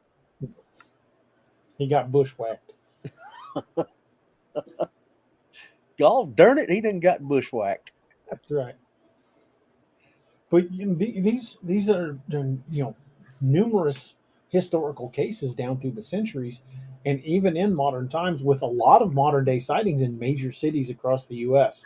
I watched a documentary on what they call blood cults or modern vampire covens. That they believe that there are thousands of them, at any given time in every major city in the U.S. But you think about this, though. Think about the way vampires always are portrayed as really skittish. They don't want to be seen. They don't want to be found out. Mm-hmm. They always, are going to great lengths, taking great care to not be found. If a vampire was real, what would be the best way to hide? In plain sight. In plain sight, in some of these little blood cults, where most people would be like, "Look, like you said, Dot, these knucking futs." They just, that would be the perfect cover, just about. If you think about the way vampires are portrayed to be that smart and that cerebral about things. Well, who are you gonna suspect more if you're riding on public transport transportation, and the guy across from you just looks like a normal dude reading a book, and the guy across the aisle from you's got the frilly collar and the frilly cuffs, and Yeah. Yeah, or maybe they just if vampires are real, they're not going to call attention to themselves. that's right. No. Yeah, they'll have to adapt. You know, they would have I mean, obviously, if they've been around for centuries, I mean, then they're really good at being chameleons, you know, and Right. blending into their environment. Otherwise, what do we cue in on? First thing that sticks out is weird. You know, Yeah. I mean, that's first thing that does not fit in. Right. We're like, all right, we need to keep an eye on that. So Yeah, so if vampires were really prowling the streets, it'd be the last person you suspected. Yeah. It could be your next door neighbor. It could be your golfing buddy. I mean, these things are able to go out during the day. He just said that they're weakened during the day, that the daylight didn't kill them. right. Yeah, you're not gonna have the exploding into the ash Right. like it says in the books and the movies and things like that. I mean, and I think Stoker even put that line in the book. You know, vampires can move in the daylight. They just don't choose to. You know, kind of like we can move around in the dark. It's generally we don't choose to because we can't see as well at night like some other predators can. That's just maybe that's the same way that, you know, they're nocturnal, but they can be awake in the day. Just like there's other kind of nocturnal predators that in certain circumstances can be awake during the day, but they're not usually. Yeah. Well, yeah, they believe Bigfoot to be nocturnal, yet there's still lots and lots of sightings during the day. Yeah. Just because it prefers to be nocturnal doesn't mean it has to be.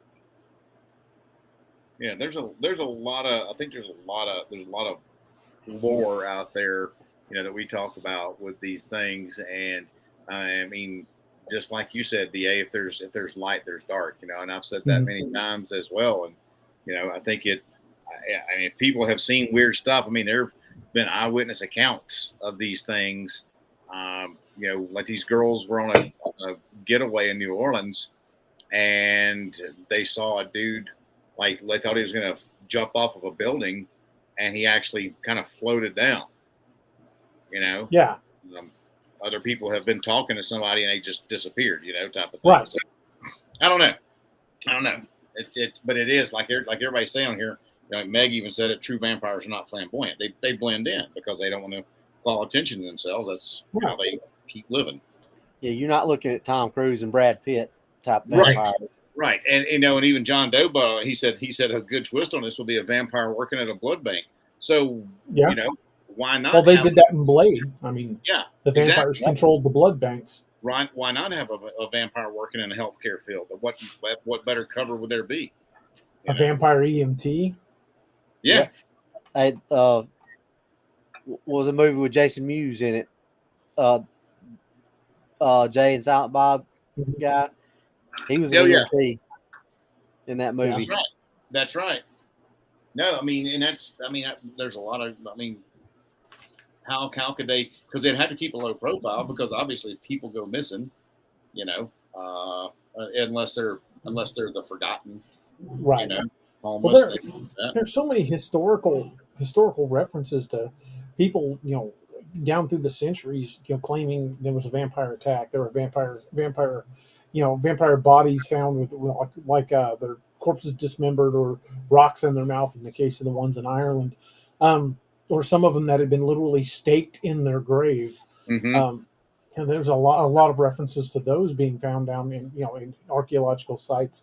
But the thing that I always find the most interesting is, yes, a good deal of folklore is probably people's overactive imagination. However, I can't say that all of it is, because these legends have got to come from somewhere.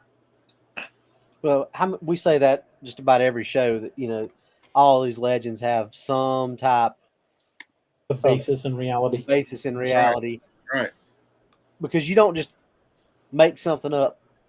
Usually out of, your books, DA, you go and you research and you read all this stuff, and then you formulate all this stuff.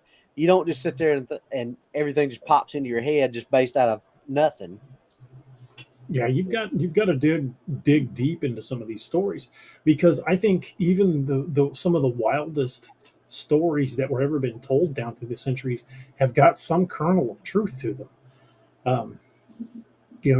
People just didn't pull that out of the ether, so to speak. Yeah, Right. Absolutely. And we know that vampire references existed before Vlad Tepes, so we can't say he was the first vampire. Of course, we've got references leading back to Lilith. We've got Sekhmet, and many other references down through the centuries. And I'm not just talking European folklore either. Where was that one I had? Let me find it. And again, I'm going to have a rough time pronouncing this. The Manananggal. It's from the Philippines. Dates back to the late 1500s, and it was a vampire type creature that would attack infants and pregnant females. They said it would have the ability to separate its head from the rest of its body, and the head could fly around. Yeah, it's probably not something you're going to see, on a daily basis, but that lore's got to come from somewhere. Well, I think there's even Chinese vampire. Mm-hmm. I think it's called, I can't pronounce it, but basically it translates into the corpse that drinks. Yeah, which there's references to vampire-like creatures pretty much in every mythology. Yep, just like we talked about last week with werewolf being across every myth, every culture.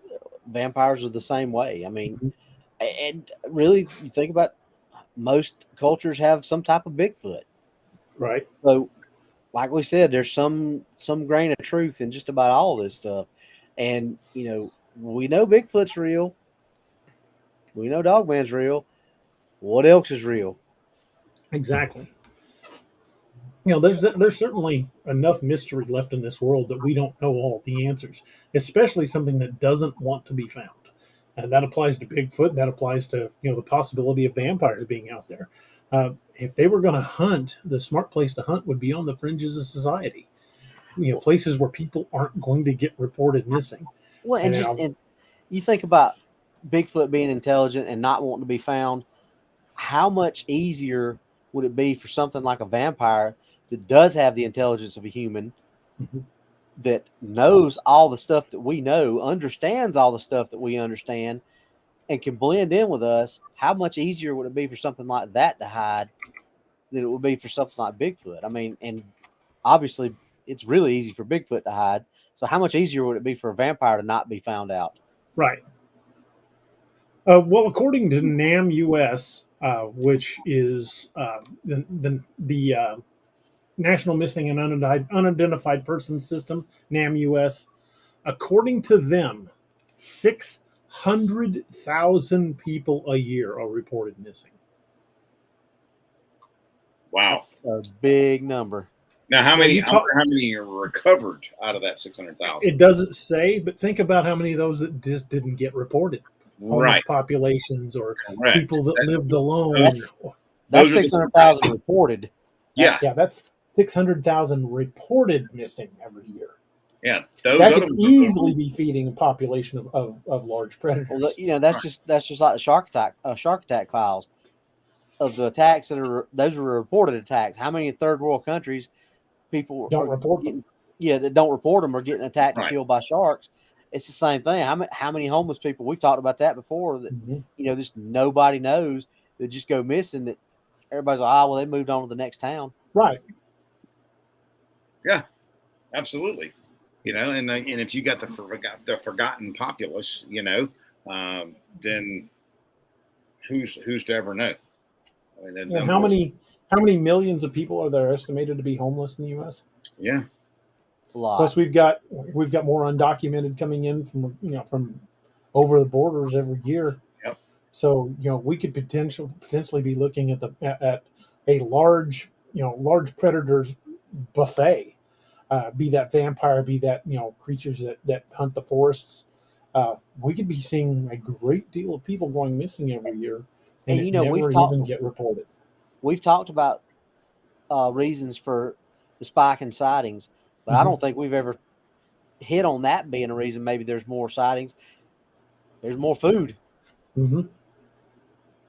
They talked about that with the summer of the shark. Mm-hmm. That the reason there was a spike in shark attacks in Florida was because that was a very, very popular summer in Florida, and there was a lot of people in the water. That's why there was a lot more attacks. Okay, we could throw outliers on some of these attacks like sharks. What if they didn't make it back to the beach to report it? They just say, we drowned. They drowned. Yeah, right. The Coast Guard's out looking for the body and no traces found. Well, that's because something ate it. Yeah. Right. Exactly. Yeah, that's same stands for that. I mean, how many people that like the missing 411? We talked about that many times. You don't know because there's no evidence. There's no There's nothing left behind. Yeah. And if any of the lore is to be believed, and you can actually or a vampire can actually turn somebody. So how many of those people that go missing are now out hunting other people? Well, I would think vampires, and this is just me from a writer's standpoint. I think they'd be very careful about turning people, because if you have an uncontrolled population increase in vampires, that jeopardizes all of them, because suddenly more people are going missing. Now, a certain amount of increase of people going missing is to be expected with population growing. But if suddenly an entire town went missing, like in the case of Salem's Lot, that's going to get noticed. Yeah. I would think vampires would be very cautious about increasing their numbers. Yeah, I mean, and you wouldn't think they would go and just, like, and I've heard speculation about the Roanoke colony being attacked by Bigfoot. I've heard vampires, slaughter all stuff, but you wouldn't think something as intelligent as a vampire would do something like that just because of what you said. That stuff gets noticed. That's not the one or two that go missing here or there. When hundreds of people just up and vanish. Yeah. Kind of makes you stand up and say, "Hey, what happened?" Right. Yeah, it would be the same thing if, an entire, neighborhood went missing in a small city. Yeah, it might be a drop in the bucket compared to what's actually in the city. But if everybody in a certain neighborhood went missing, it would get reported. Now, however, if you've got a small homeless camp that just went missing, nobody's going to report it. Yeah. And like you said, the outliers on that is, even if you do have one or two people who might report those people missing, how many people are going to, they just moved on to the next. Right. They're not they missing. Moved on to the next town, or they don't have anywhere to be missing. They don't have anywhere to be missing from. How are they even missing? Because they're transient. Had a vampire question. They said existential vampire question: are they born or made? Hard to say. I mean, probably both. Well, I guess you kind of hit on that in your book, that there's not really all the stuff we know about vampires is made up from Hollywood. By and large, yeah, the majority of it is his fiction. Nobody really knows the answers to any of those questions, because we know for a fact that Stoker pulled multiple cultures together to make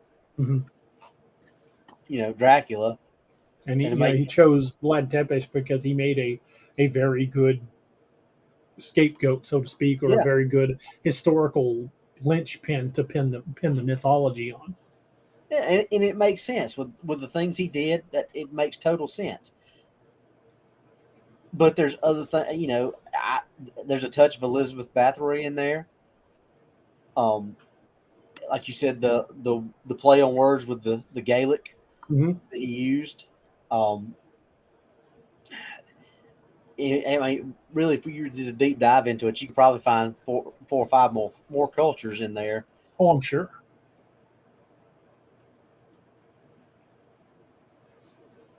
I mean, some of the, you know, I'm trying. Was one of the other ones I was looking for. Wrong page. Hang on. There was a vampire from the 1700s in Serbia named Peter Plogojewicz.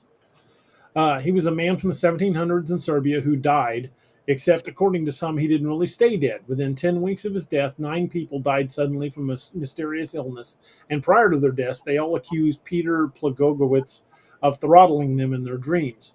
Peter's own son reported seeing him in the kitchen 3 days after his death, demanding food, but before he died mysteriously. Peter's wife fled the town after she alleged he had shown up late one night to demand a pair of shoes.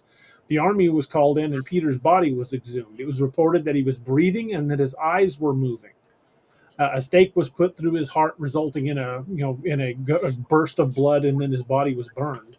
After that happened, the deaths and dreams all seemed to stop completely. And that's another historical reference. There's another one from trying to remember where this one was.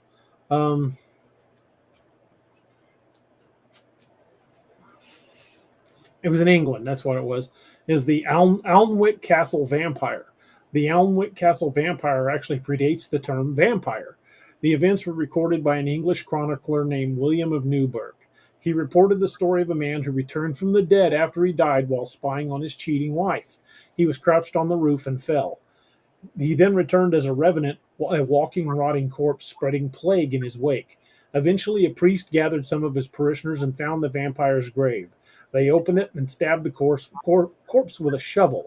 Warm blood began running from the body and confirmed their suspicions that it had been drinking the blood of the living.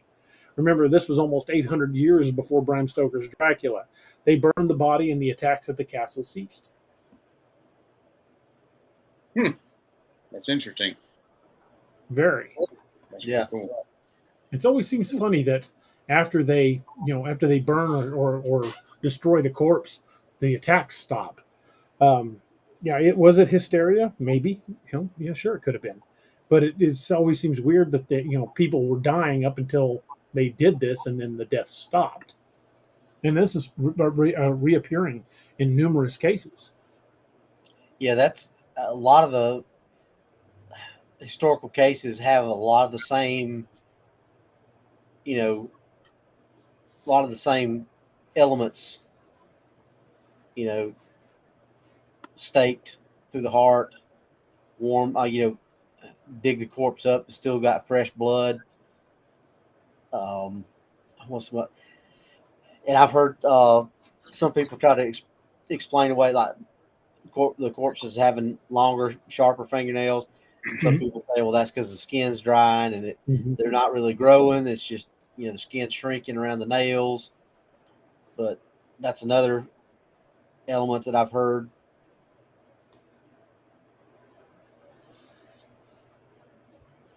Yeah, that was the gums drawing back, the hair growing, or the appearance of the hair growing, or the nails growing. They would then put iron in the mouth, cut the head off, things like that. Yeah. So. There's another Serbian one from centuries back named Sava Savanovic. The only thing scarier than a vampire is a ghost. But imagine something scarier still, a ghost vampire. Sava Savanovic was a Serbian vampire who lived in an old mill and fed on unwary travelers and millers who approached the mill after dark. Savanovic wasn't killed or driven off like most of the other bloodsuckers on the list. According to the locals, he simply stopped attacking villagers one day. Meanwhile, the mill where he lived was passed down from generation to generation, and each new owner was too scared to repair the building until it eventually collapsed. Now, modern day, centuries later, locals are reporting that he's not only awoken from his long slumber, but is now roaming the Serbian countryside looking for a new home. And and it's not just the superstitious locals that are saying this. The city council near the area where that mill was are actually put out the warning of it may be a publicity stunt for the tourist board, but it's actually been put out by local governments that to be cautious after dark because Sava Savanovic is still roaming the countryside. Wow. That's interesting. Hey, Meg just referenced Proverbs 30:14. This is the New King James or the King James version. There is a generation whose teeth are as swords, and their jaw teeth are as knives, to devour the poor off the earth, and the needy from among men.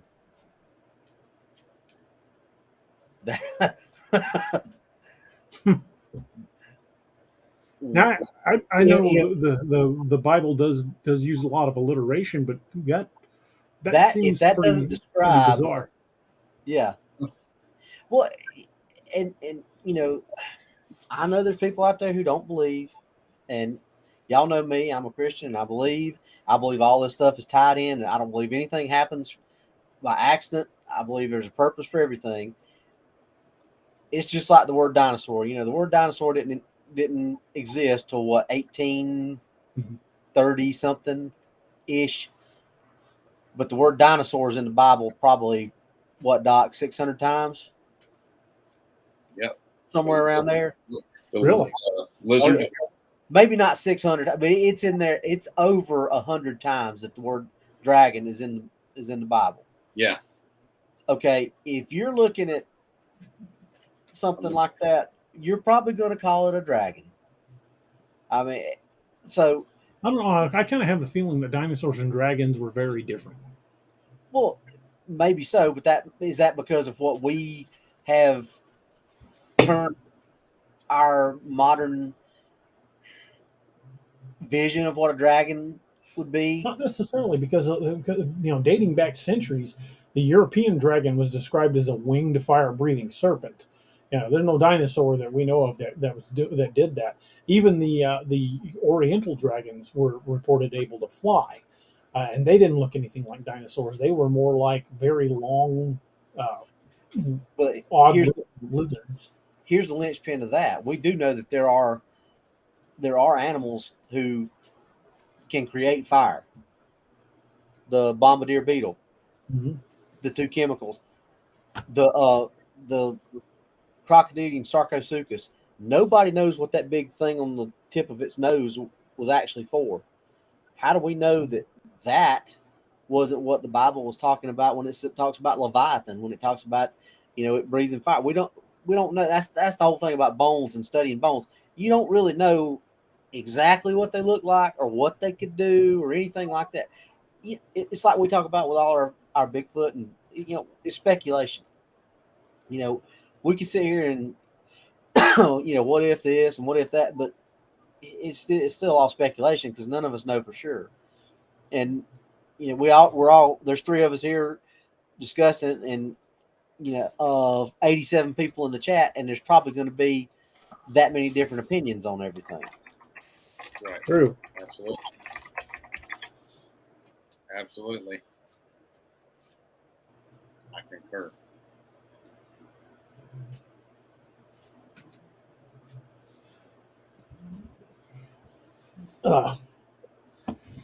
There are dozens of different historical references where people were talking about vampires, and we're just touching on this. I don't really want to go into every one of them. I mean, we would just be reading historical inferences all for the rest of the night. But you can search it yourself. Google it. Google vampires in history, and you're going to find a lot of references.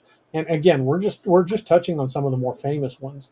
The simple fact is that lore's got to come from somewhere. Right. Good and evil exists. I can tell you from working as an officer, I've looked evil in the face. Does that mean it was a vampire? Doubtful. I mean, human evil is a very real thing, but that doesn't mean it can't be out there. We know serial killers exist. Maybe some of those serial killers might have actually been vampires, because the best serial killers were never caught. Jack the Ripper was never caught. We catch serial killers on occasion, but if you look at the FBI's data, they believe at any given time there's more than a dozen serial killers operating inside the United States. And that's just here. Oh yeah, Mhm. I agree with that. Oh, yeah. We catch the ones that we catch a break on, ones that make a mistake, or ones that want to get caught. The ones that don't want to get caught and are freaky smart will get away with it for a very long time. We never caught the Zodiac Killer. Zodiac Killer taunted the police. Yep. And the Zodiac Killer enjoyed taunting the police, but we never caught them because they had no intention of being caught. It's true. That's true. And that to me is a scarier thing than just about anything. Is how smart. And then typically when you think about that's what most vampires are portrayed as, is really, really super intelligent, super predators. Yeah. Top of the food chain. Very much so. For sure. Yeah. And as vampires go, you guys can gauge from my writing how much I've dug into some of these folklore. We talk about these things on the show, but vampires are one of the ones that I truly worry might be out there, because werewolves, the possibility of werewolves existing. I've seen a dog man. We've got thousands of eyewitness reports of Bigfoot. But vampires are the ones that really worry me, because, again, you could be riding next to one on the bus and never know. Yeah. And, like you said, how many of these missing people, these missing 411s, and people who just go missing without a trace could have been victims of that, and you'd never know.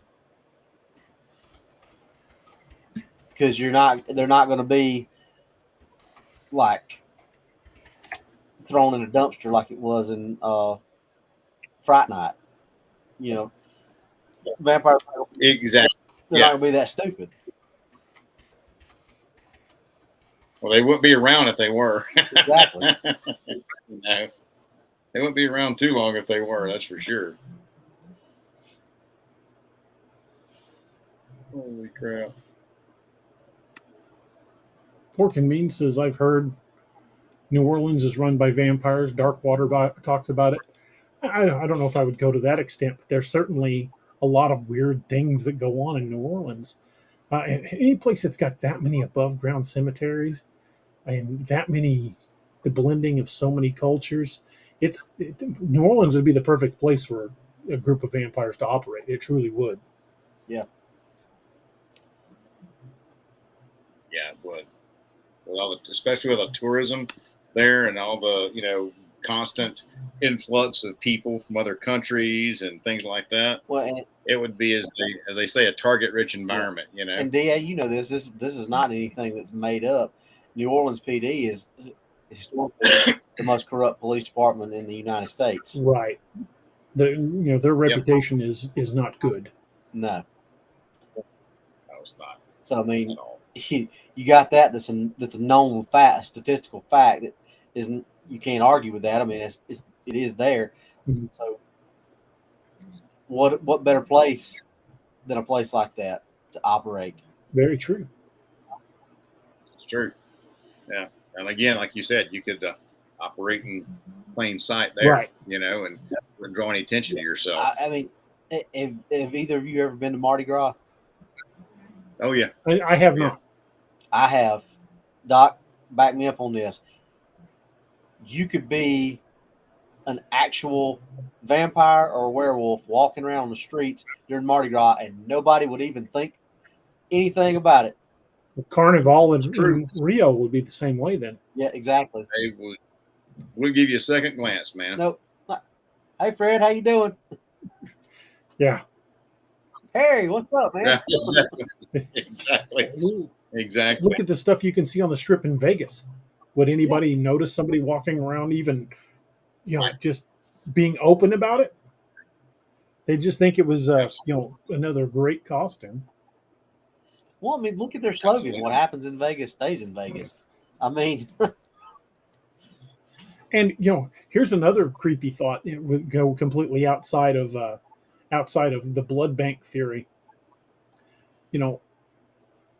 How many, and I'm not trying to get perverted or nasty here, but how many people have not woke up from a night of particularly rough horizontal calisthenics and saw a little blood and thought nothing of it? They could be feeding True. and just not feeding enough to kill. well, and That's true. think about this, because I this thought literally just popped in my head. All the waking up in the shady motels in the ice bath missing organs. Okay, what if Yeah. that's not? What if that's not just people taking organs to sell on the black market? What if that's something else, something a lot darker? Yeah. Yeah, that's definitely Yeah. definitely a whole another facet to that, Because that's something that we know actually happens. So, I Yeah. mean, Yeah, very true. much true. Or human trafficking. We don't know Yep. where those people go. no, How many of them have been basically cored out for organs to sell on the black market, or are being kept in a meat locker somewhere as a donor for blood. Exactly. well, one of the Blade movies kind of delved into that. I can't remember which one it was, where they had the blood farm or whatever, where they had them all out there and basically like in stasis for harvesting their blood. Yeah. Yeah, they had a farm. So they're trying to find that. Yeah, it was just it was like a big blood Yeah. farm. And with 600,000 people that go missing, I mean, Reported. reported, right? That's what I'm saying. You can make a pretty big size blood farm out of something out of that. Okay, so 600,000 people go missing, and we have a homeless population estimated to be in the mid 300,000s. Mhm. That's almost 1 million people. And you're not even counting the number of undocumented. Right. That's crazy. When you talk about large predators and their food source, because we use those same thought process when we're talking about Bigfoot. Is there a large enough food source to supply or to sustain a predator? I'd say with that many people a year, that's a large enough food source to sustain a substantial group. And Especially, again, they would want to keep their numbers low enough where they could stay especially under if the you're radar. keeping those people away. alive in a blood farm somewhere. Or Well, you've they're got not- people. When I was watching some of those documentaries, you got people that volunteer to be donors because Yeah. they think it's going to, ingratiate them to these covens, these vampire covens, and they again, the documentary I was watching talked about there being at least one in every major city, perhaps even smaller cities. I mean, this is speculation amongst the three of us, but Mhm. this is speculation that really, honestly, could go towards very, very plausible. Yeah, Absolutely, man. and it's something that law enforcement would never even consider to look into. Yeah, because they think you're freaking nuts, exactly. man. Think you're nuts.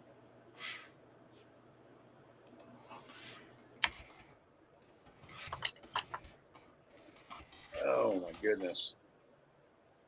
Well, it doesn't look like Anthony's going to make it back in. Something happened to his internet. Yeah, he said his internet went out, so I don't think he's gonna make it back in.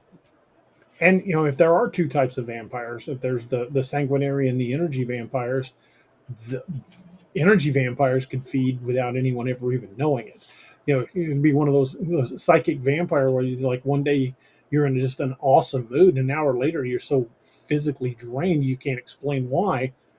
You could have encountered something like that. And Right. who of us has not experienced that?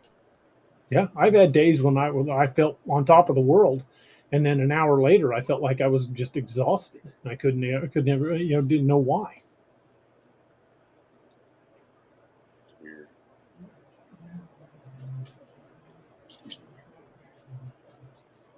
Oh. Sorry, I was checking out some of the comments. I'm way behind in the comments. I haven't been able to keep an eye on them.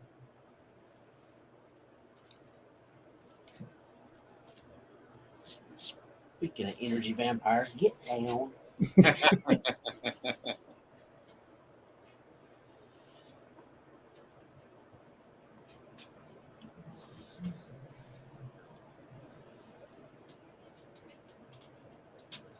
Ryan William Roll said last year in the Genea, when there are people who go missing, I think they're being kidnapped or murdered, and they don't find their bodies until 2 to 8 years. And recently, they found 9 or 13 bodies. Yeah, if you live in a rural area, you have a practically unlimited area to dump a body, because how many people are really going to go out in the deep woods looking for a body? Exactly. Not many. Especially if it's like we're talking about the transient, which, that are just the people who there's nobody to report them. I mean, like you said, Doc. I mean, that's a buffet. Yeah, It is. Target rich environment, man. Yeah. 100%. I mean, I know for a fact that the small city that I work in, that it's like every day, because we got a homeless shelter that was just built. It's like every day I see somebody new that I've never seen before. Mm-hmm. Wow. Well, we were encountering a lot of new faces, and the local PD started asking them, "Hey, I've never seen you around here before. Where were you from?" Come to find out, a certain place where I probably shouldn't name them by name. Well, no, screw it. I'll bust them out. Las Vegas, Nevada. When they would rouse their homeless population, they were giving them bus tickets to here. We have that problem too. They are busting them in. These bigger cities are busting them into our little city, and the problem we have. Hawaii's been doing that to Guam for years. They've been sending them down to Guam from Hawaii. Well, the problem that we've got is the homeless shelter that was built. It actually sits in the county, even though it's city all the way around it. It sits in the county, so they go to that homeless shelter in the county. Well, then the homeless shelter kicks them out during the day, and then they filter out into the city, and then we deal with them all day, every day. Gotcha. That makes sense.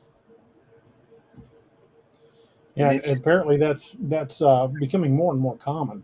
Yeah, and it's a constant everyday thing and every night thing. Night shift deals with them sleeping in the parks because they'll do something that ticks the people off at the homeless shelter, and they can't live. They won't let them back in there.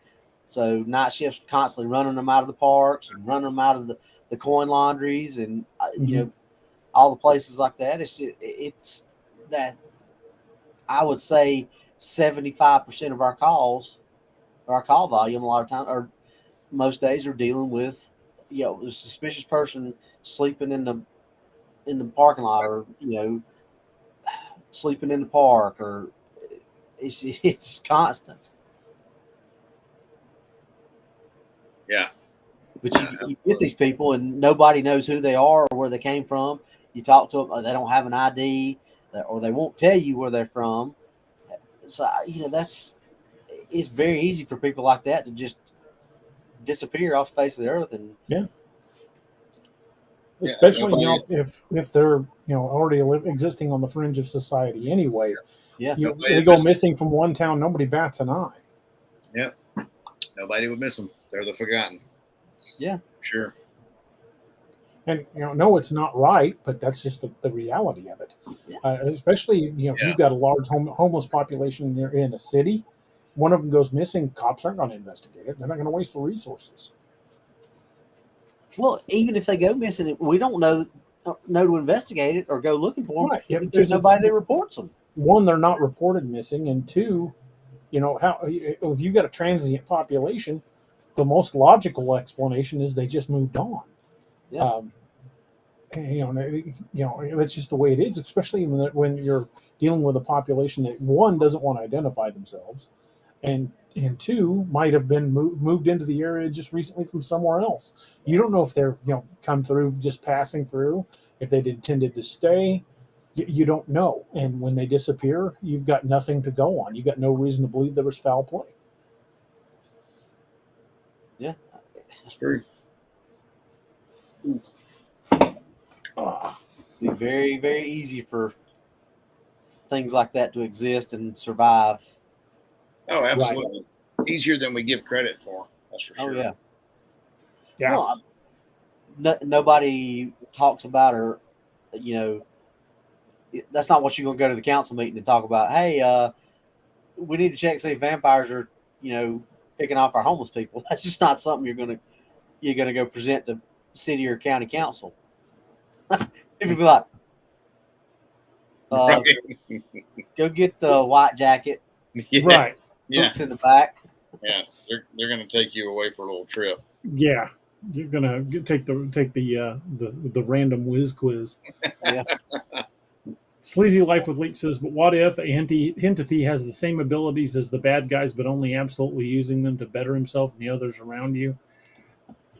Yeah, I mean, in any creature, whether it be Bigfoot or anything like that, or even vampires, I'm sure that not, you can't say, oh, they're all just evil, but but then again, you look at the lore behind vampires, that they exist by, feeding off of humans. It's hard to call that a good guy. Of course, you've got like Marvel, where Blade was hunting vampires and he was only half vampire. You've got lore like that, and of course the Dhampir, which is a half vampire, which down through the centuries was considered some of the best vampire hunters because they possessed the best abilities of both. But you can't necessarily say that they're all evil, but I think it's probably a fairly good idea that something that's eating people is probably not something I would consider a hero. Exactly. John Doe says, well, to a canary, every cat is evil. Good point, but when we're the canaries, I don't want to be fed on by the cat. That's the Jurassic World line. Right. Monster is a relative term. Mm-hmm. True. Very true. Boys, we just hit the 2-hour mark. It doesn't look like Anthony's going to make it back in. I was kind of hoping he would, but I think we've done a pretty good job of covering the vampire topic. Again, we had no intention of covering every historical reference to vampires because there's dozens and dozens of them. Absolutely. Little time on Google and you'll find all kinds of references to vampires down through the centuries in every culture. I'm not going to necessarily go out on a record and say that I think vampires exist, but I'm also not going to say I don't. Could they exist? Yeah. I think every bit of folklore, every legend has its basis in reality. Could there be creatures out there that match that description? Very easily. Could they be hunting us on the fringes of society? Very easily. We got modern tellings of vampire cults that exist in every major city. We've got sightings, like Max had a sighting of, what could have been a vampire type creature, could have been some sort of ghoul. He didn't stick around to find out, and I don't blame him. No. And then Doc was talking about some of the vampire, the coffin girls that in New Orleans, and even today there are reports of vampire sightings in and around New Orleans. Just a lot of creepiness going on in this world, and it seems to be not necessarily on the rise, but it's certainly getting reported more often. So, I know this is gearing up to the Halloween show, and I wanted to talk about a bunch of different types of monsters kind of leading up to that Halloween show. But just because it's Halloween doesn't mean that dark shadow behind you isn't real. So, again, thank you guys for joining us. Appreciate you guys. Anthony, I hope you're doing all right. Hope your internet comes back. Robbie, Doc, thank you guys for joining us. Want to thank all the mods and all the people in the Patreon community who support the channel, and the members of the YouTube channel as well. Thank you guys so much. Appreciate you guys joining us as we kind of dip into the darkness that is surrounding us. Doesn't necessarily mean that it's not there. Maybe there is something just beyond your sight. Maybe something in the fog. Maybe something in the darkness that you just can't quite see. Just because you don't believe it's there, you might start being a little bit more believer when the hair on the back of your neck stands up and you hear something following you in the darkness. Remember, folks, stories are journeys we take together, and I appreciate each and every one of you taking this journey with us. Check out all of my books over at daroberts.net. Hope you guys will check all that out. Tomorrow, the Cam Buckner will be releasing the first installment of the Codename Wild Hunt Curse of the Wendigo. And it will be the first part where you hear the infamous line from Doc about the snowmobile. If you're not familiar with the line, I hope you check it out. If you go over to Dixie Cryptid on YouTube, you can listen to the first Codename Wild Hunt book for free. I hope you guys will check that out because the new one debuts tomorrow. Hope you guys will check that out as well. And look for these books to be appearing in ACX and audio format very soon, and those and more. I'm currently in the process of writing the next installment of the Codename Wild Hunt books. It's going to be called Death in Dyatlov Pass. I'm pushing 30,000 words into the manuscript. I'm really going to try hard to have it done before Halloween, but I might not make it. So we'll see. I will do my best. Folks, thank you guys for joining us. Doc, Robbie, thank you, brothers. Thank you, Appreciate you guys being here. Thank you, brother. Appreciate it. Hope you guys will join us Saturday night for our usual time. I will have the show up probably sometime tomorrow. You guys will see what it is. I don't want to announce it just quite yet, but want to thank you guys and hope you guys will join us on Saturday night. And hope you guys will be sticking with us as we continue the build up to the special show on Halloween night. And I hope you guys will join us for that as well. If you haven't had a chance, please like, share, and subscribe to this channel. Share this content with friends you know that enjoy this type of content. And we hope to see you guys on the next show. And thank you guys for spending the evening with us. Hope you guys have a wonderful rest of your week. And we'll see you guys on Saturday night. Good night, everybody. Thank you for joining us. Catch us again Wednesdays and Saturdays on DAX Machina. A special thanks to all our channel members and Patreon supporters. Please make sure to like, share, and subscribe.